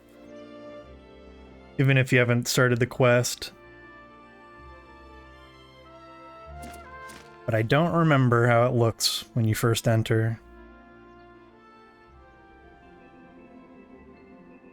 So the dome is there, but you don't see what's in the dome, right? To the Thaliac River. Okay. Where to the melted snows That's of what I thought. Arthia's spine eventually find their way by means of 1,000 silver streams.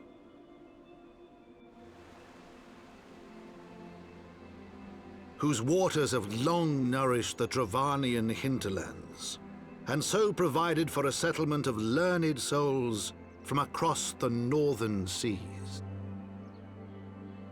Wow. To the city of Charlian, that great seat of knowledge now abandoned by her keepers, they came.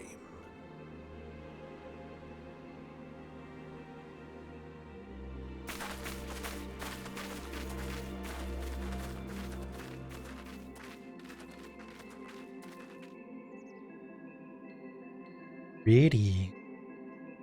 I'm probably gonna go into a cutscene immediately. Yeah.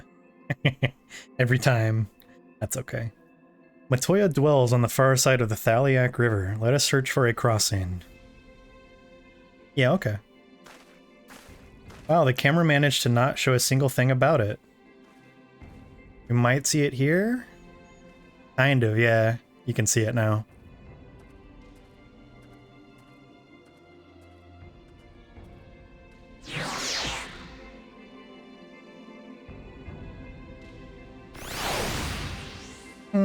Okay. So, new zone, can't fly. Let's rely on our compass. Oh, there's one right over here. Yeah, like I've been saying, they do a really good job of putting all of these currents kind of along your path that you're going to be taking to do the quests. They get a bit trickier in Stormblood from what I remember, but nothing too outrageous with the exception of a few that come to mind.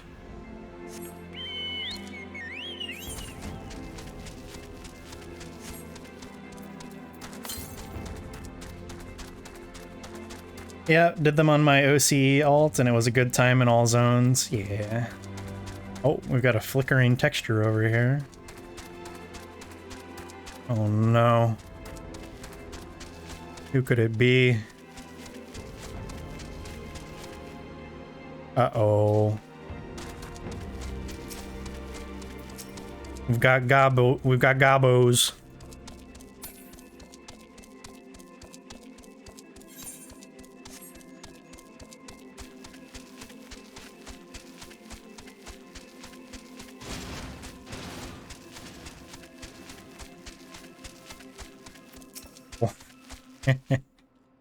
Fucking love goblins in this game.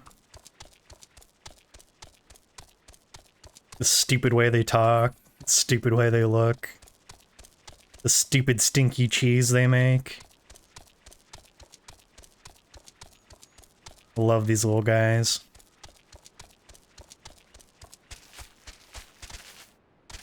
Alright, let's take a look-see. Oh! Wait, we've got a bridge coming up, even better. Right over here. I think it's here? Yeah. It's crazy the things you remember in this game.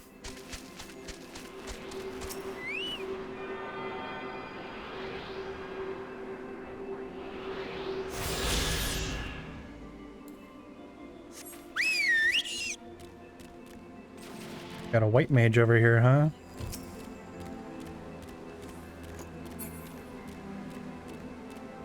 Are you a sprout? You are a sprout. Nice. So many sprouts. Every single time I play. It's awesome. Alright. Got a nice little vantage point here. How about we... Oh. Ah. Of all FF classic monsters, it's always the goblins, hobgoblins that I remember the most. They're great. I love them. Here, let's grab this, just because why not?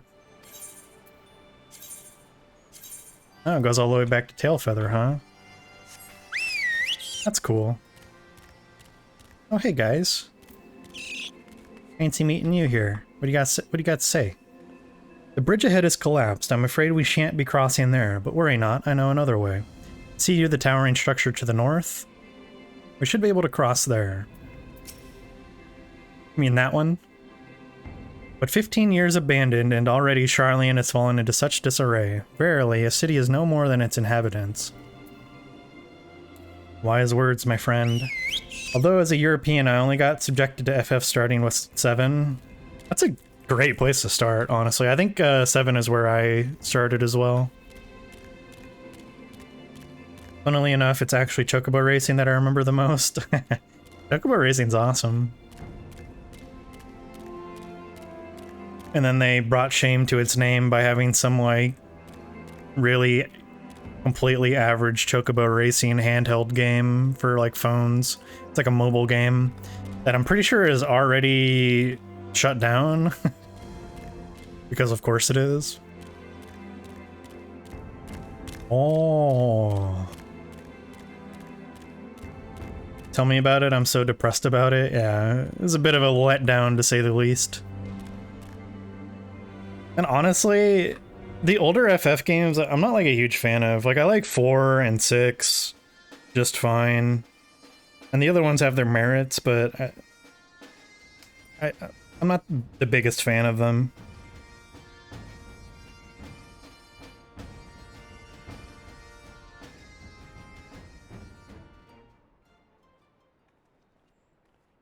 So here's the thing, objectively they are good. Yeah, of course. I wouldn't say they're bad. I would never make that claim.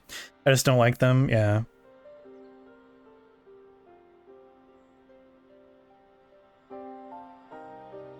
Knowledge seeks no man, so says the motto of Charlian engraved upon yonder stone. The meaning is simple, it falls to us to seek enlightenment.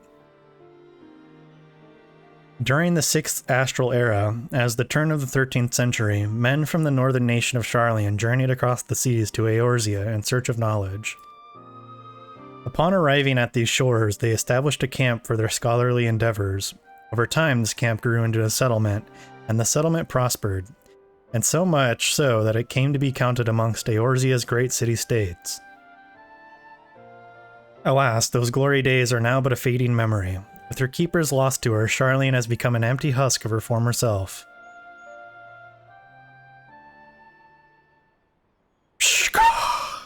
Uplander is mistaken. Sharlayan has new keepers, is on cusp of new age of glory.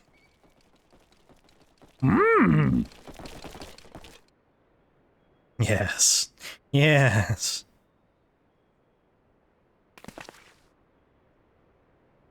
Goblins here to plunder the city? Uplander is mistaken muchly. We are not thieves. This place is our home.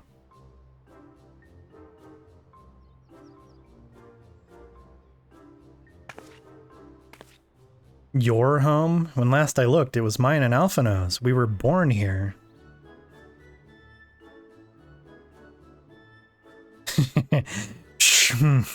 When Uplanders abandoned city, Uplanders gave up claim. Born here or no, Uplanders are trespassers. Got some squatter laws going on.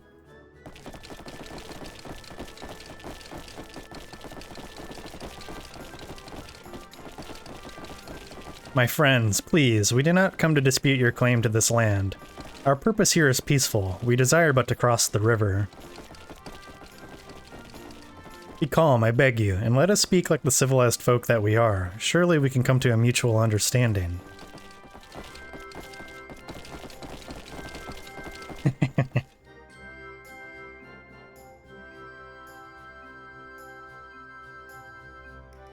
If that is truth, then Uplanders are welcome here. Come with Slowfix. Slowfix will show Uplander settlement.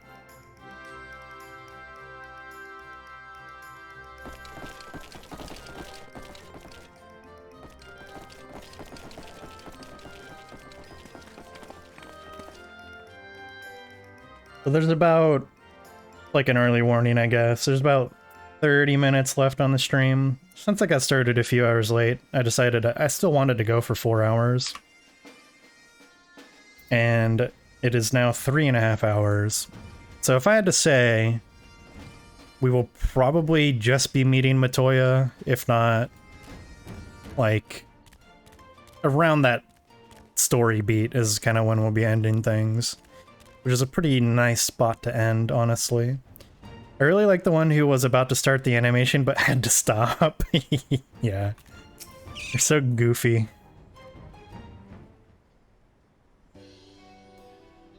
Here is Heart of Settlement, name of Idleshire. I always say Idleshire, but I think it's Idleshire. I feel like Idleshire's story beat was actually fairly long. It could be. I honestly don't remember too much about this part. Which is nice, because I can potentially be surprised a little bit. What have we got here? Guests? It could be pretty long, actually. Greetings to you. I am Alphino Levier, and may I introduce my companions. Baphalan, Lalaland, and Y'shtola. We have journeyed far in search of a friend and seek to cross the river. But finding the main bridge collapsed, he went looking for a detour, and ended up stumbling into Slowfix and his crew, is that right?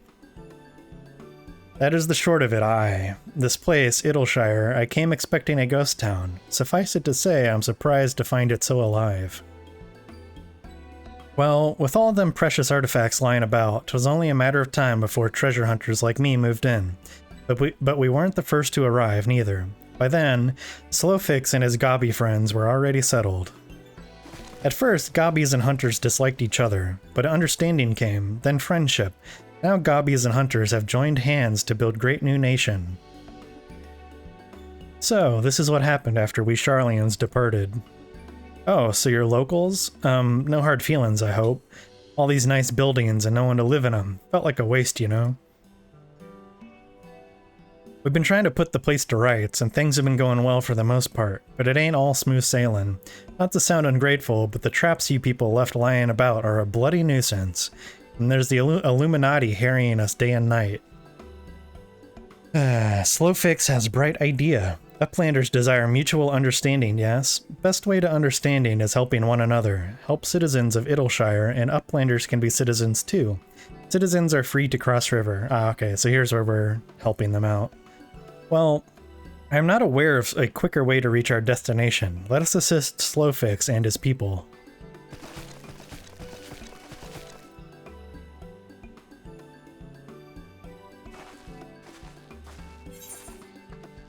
Let's see. Oh.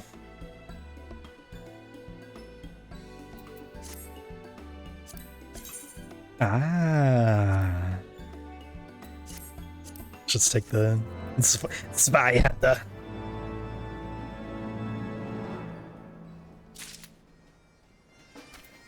Okie dokie.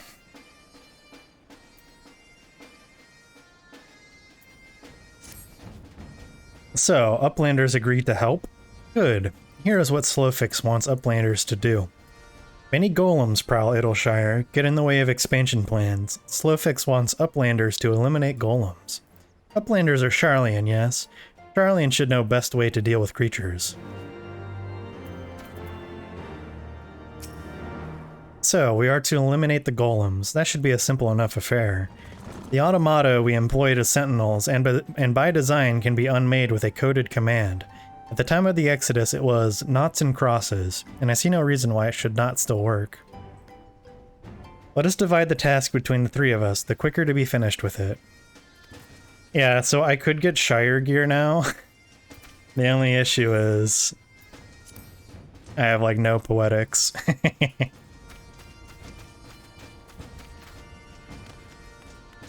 However, I do have the level 60 artifact gear from doing the Black Mage quest, so I'm not completely left behind. I also bought a few, like, 260 eye level stuff. That was pretty cheap. What is this?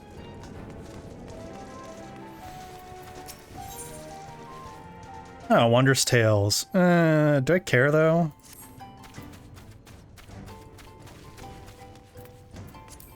How much do I care?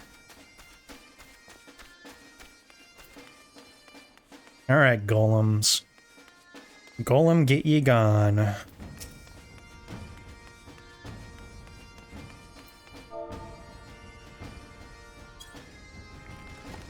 Boom.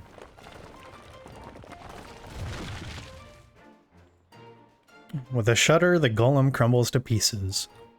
Yeah, get owned. Get owned, idiot. Suppose I should... Sure, I'll get these, why not? Perhaps not? Okay. Midgard Sormer was in the way. Stinky little dragon. Okay. I mean, I guess. I'm a lazy enough person where I could actually conceivably use that, so it's whatever.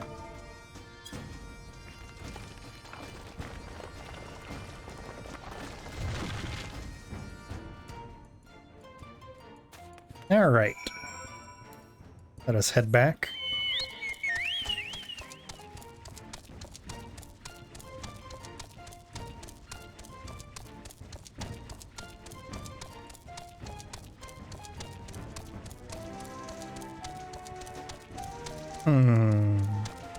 Isn't this...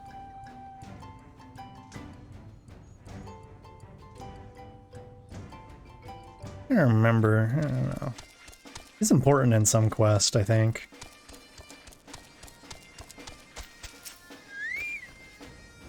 Golems are no more? Wonderful. Now we can resume work to expand settlement. True? Take the shield, because why not? Oh, we got a staff here? What's this look like? Yeah, that's nice. A little ladybug. Cute. Uplanders helped Gobbyflock, earned right to be citizens of Idleshire, but Slowfix must ask another favor. Another favor, you say? Short time ago, dear friend of Slowfix ventured into Illuminati territory. Illuminati are nasty goblins, show no mercy even toward Gobbyken. Slowfix fears for friend's life. Please find friend before Illuminati do. I am suddenly taken by a sense of foreboding. Be that as it may, we cannot turn a blind eye. Let us make haste and find Slowfix's friend.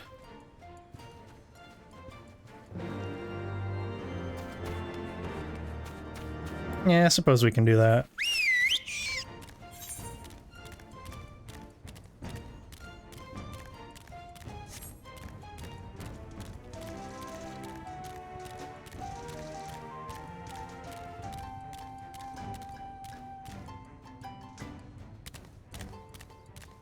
Yeah, on one hand, I could get Wondrous Tales in this character and have a double of 0 chance to get 3 lines. But also I'd have to do Wondrous Tales on 2 characters.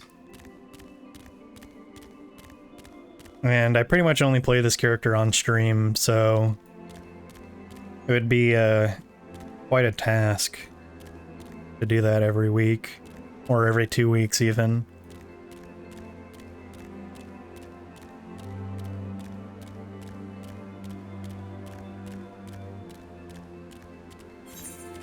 One day I'll get 3 lines, one day. What is this?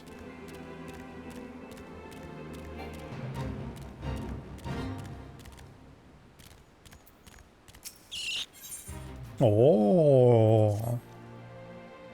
You are stranger. You are sneaky peeker. You are a thief working for Illuminati. You can't take these things. No, no, no. They are for all to enjoy. But Illuminati always try to steal and hide things. Tap clicks must be on constant guard. If you say you're a Gobby friend, then prove it. Find Illuminati and defeat them. Drive them away from this place. Yeah, okay. No problem.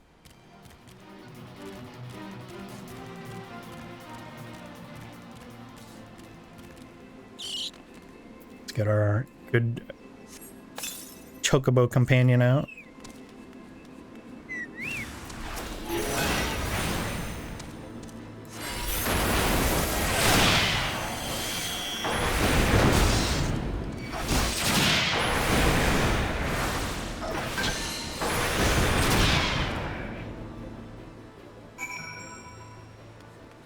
There's some more.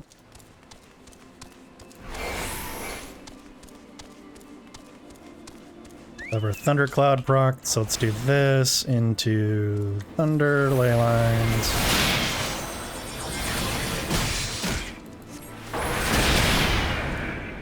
Okay, that was a little bit overkill. Just a little bit though. Not a lot of bit.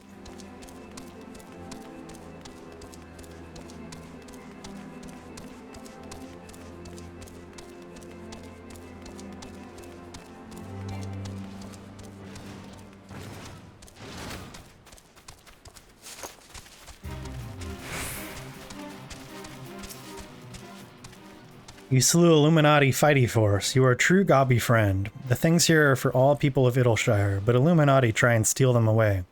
Illuminati is our enemy. Illuminati is your enemy. This means you are our friend. I can't argue with that. Alright, now let's head back down.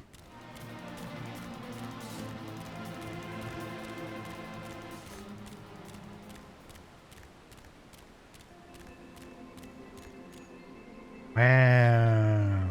Ooh. Ah.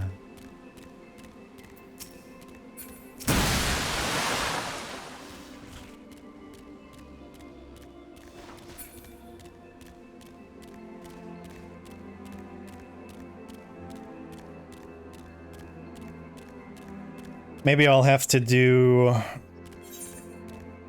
start doing roulettes like off stream or something on this character so I can get to tome gear.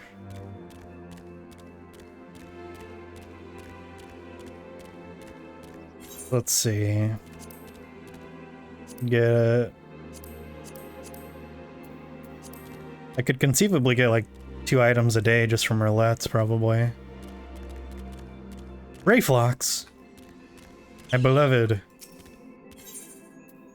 Oh yeah, level 60 so I can use Fire 4, let's go.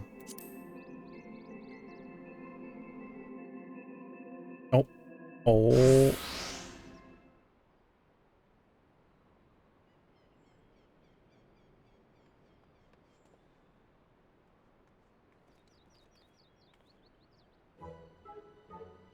Goodly Uplander, long time no eye catch. What is bringing Uplander here? Does Uplander have lusty eyes for junk of Brayflox? Uplander must not be touching junk of Brayflox. Brayflox is finding junk first. I know I recognize that voice. Greetings, Brayflox. It has been a while. Forgive us for interrupting your work, but Captain Whiskat gave me to understand that you are marked by the Illuminati. This happens to be Illuminati-held territory. Is it wise to be here? Pshaw, Brayflox eat Illuminati for synapses. Oh shit. Who eat who for synapses? That means breakfast, by the way, in case it wasn't clear. I love the way they talk is amazing. Ooh-ah!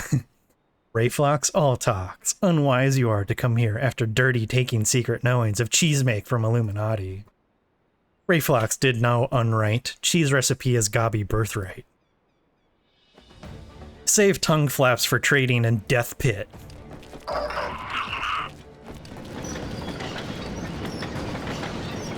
Oh shit.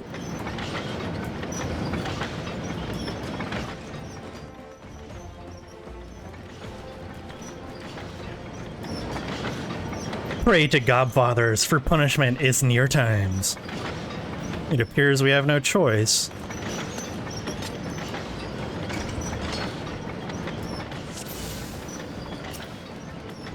Can we put someone to sleep? No? Okay. Makes sense.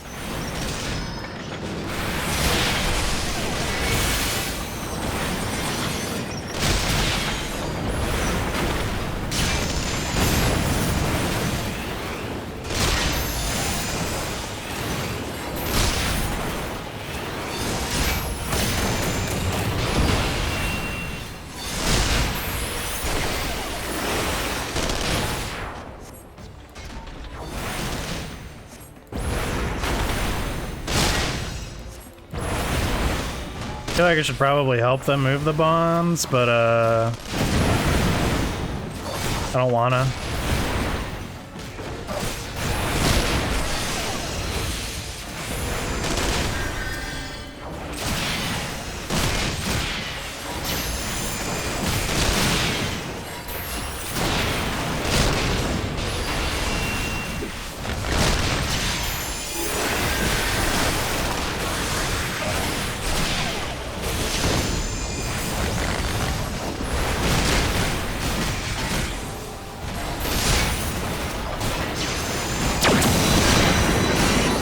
Jesus Christ. Alright, calm down, Y'shtola.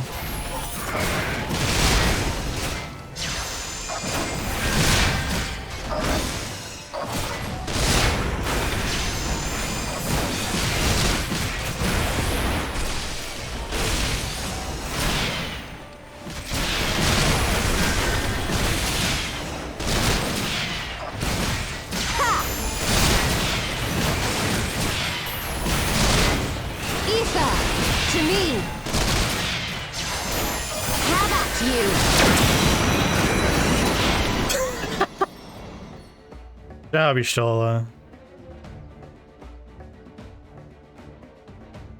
That was loud as fuck. Illuminati, no match for Furious Gobvis of Brayflox. Also, with the way Brayflox is standing here, it looks fucking huge. That was really funny. More junk is awaiting Brayflox muchly. Brayflox is taking leave of Uplanders.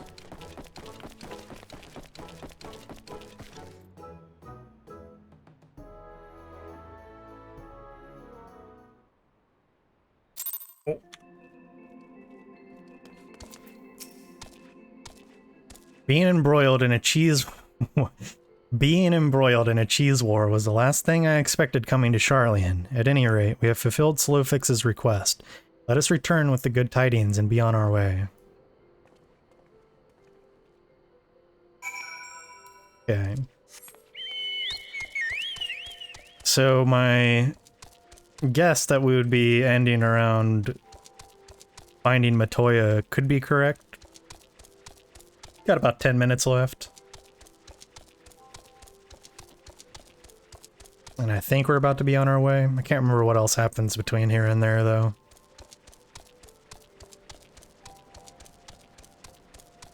We shall see.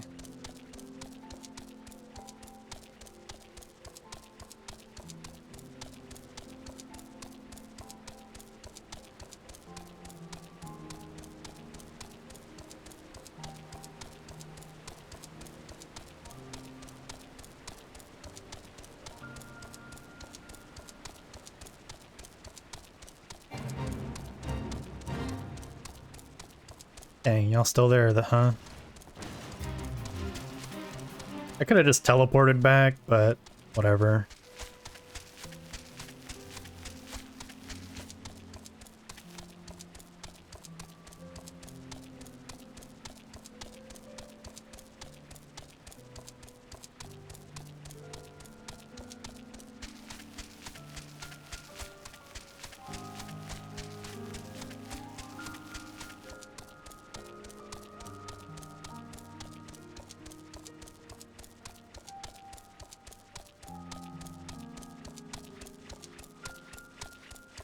Well, it's about to be nighttime.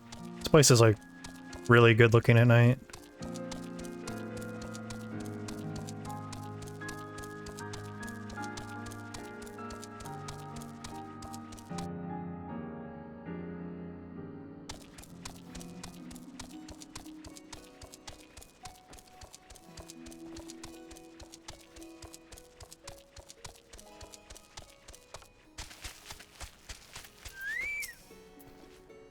Uplanders are back. Did Uplanders find friend of Slowfix?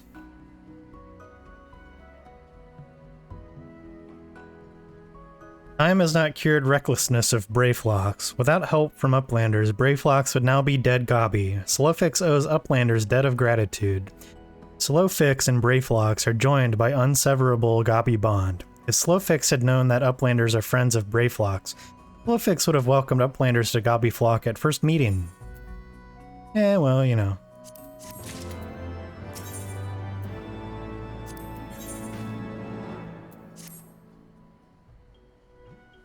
It is what it is.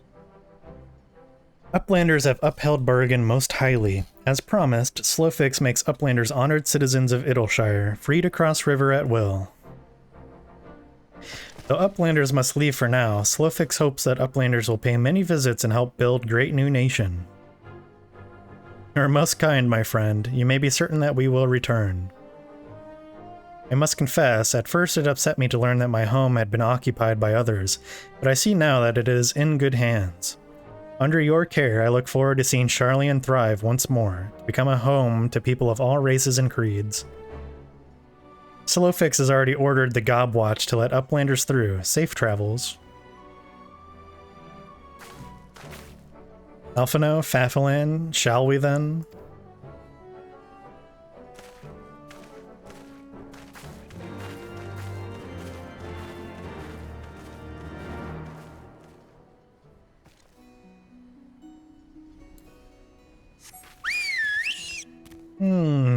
Okay. Let's go out to the right instead of the left.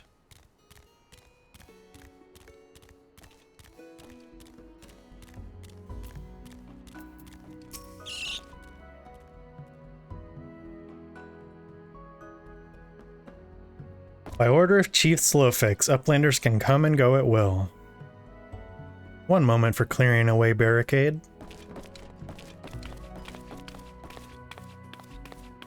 Finally, we can continue our journey.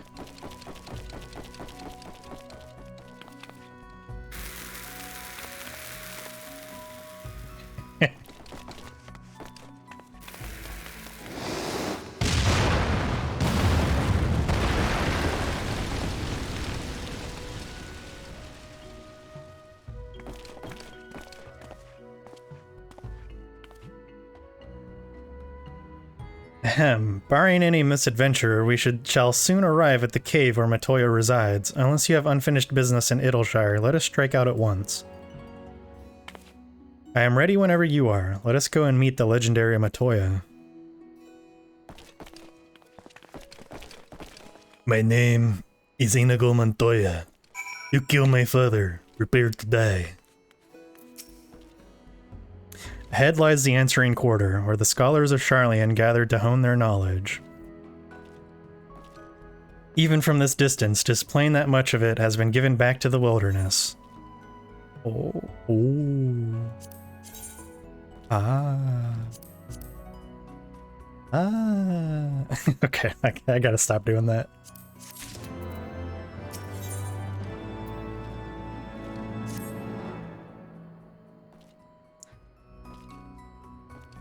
The cave in which Matoya resides is situated on the southern edge of the hinterlands. In choosing the spot, my master desired privacy above all else. As such, the cave is extremely well hidden. You'll not find it unless you know to look for it. We shall follow the road south until we reach a bridge. Rather than cross it, however, we shall ford the stream it spans, thence head straight until we arrive at the base of a bluff.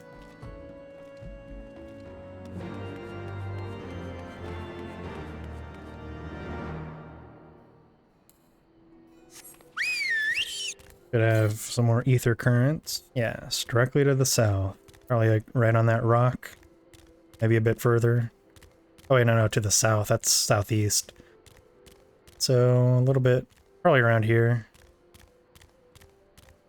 Oh, never mind. I was way off.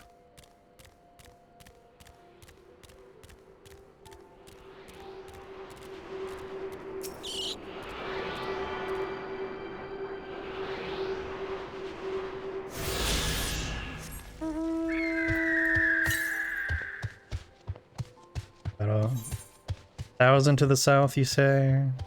I think that one's probably the one I was just thinking of, where it's like in one of these little walled-in areas of these buildings.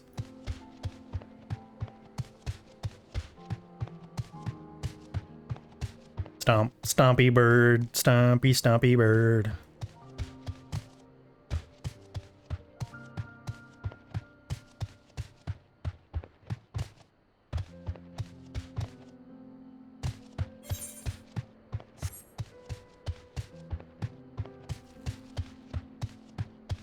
Oh, oh, oh.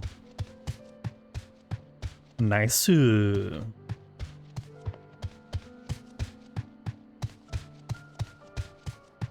got a... Is that waxing or waning? I can never remember the difference.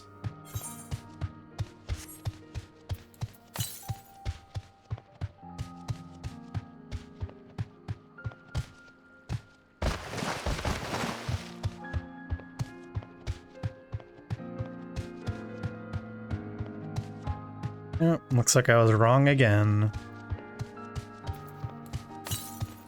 Where is it? Where's the ether current?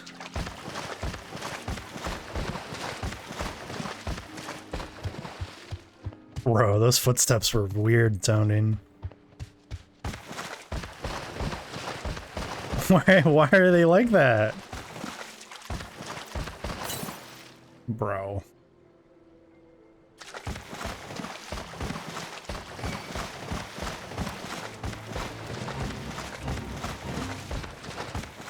Let's see, it's around here somewhere. Might actually be right outside the cave, yeah. Excuse me, sir. I don't want to have to murder you. Hey, it's this guy again. Can you just, go away really quick?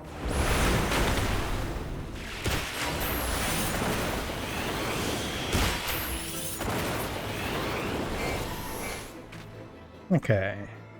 Oh, there it is. Can you go to sleep for me? No, Chocobo, you fool! You idiot!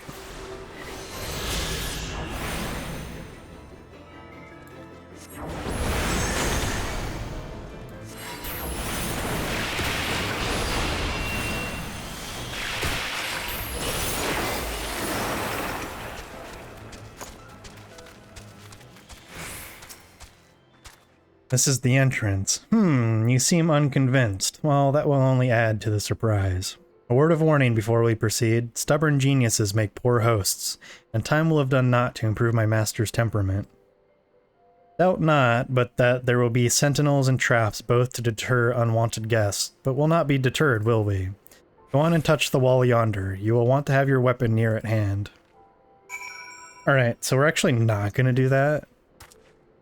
We're going to end the stream and do it tomorrow. So thanks to everyone who's been watching and chatting. It's been fun. Thanks to Helker and Sven or Vix / Lalafell Hate Thread for helping me with Bismarck earlier.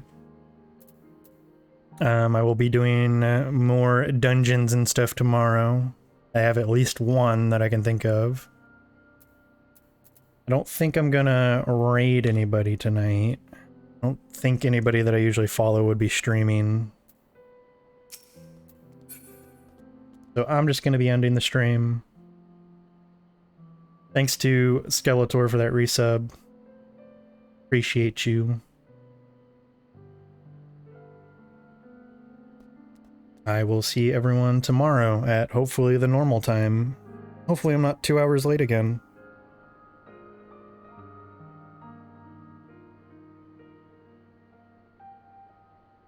Here, let's turn the music up while have a little minute or so before we actually end. There we go.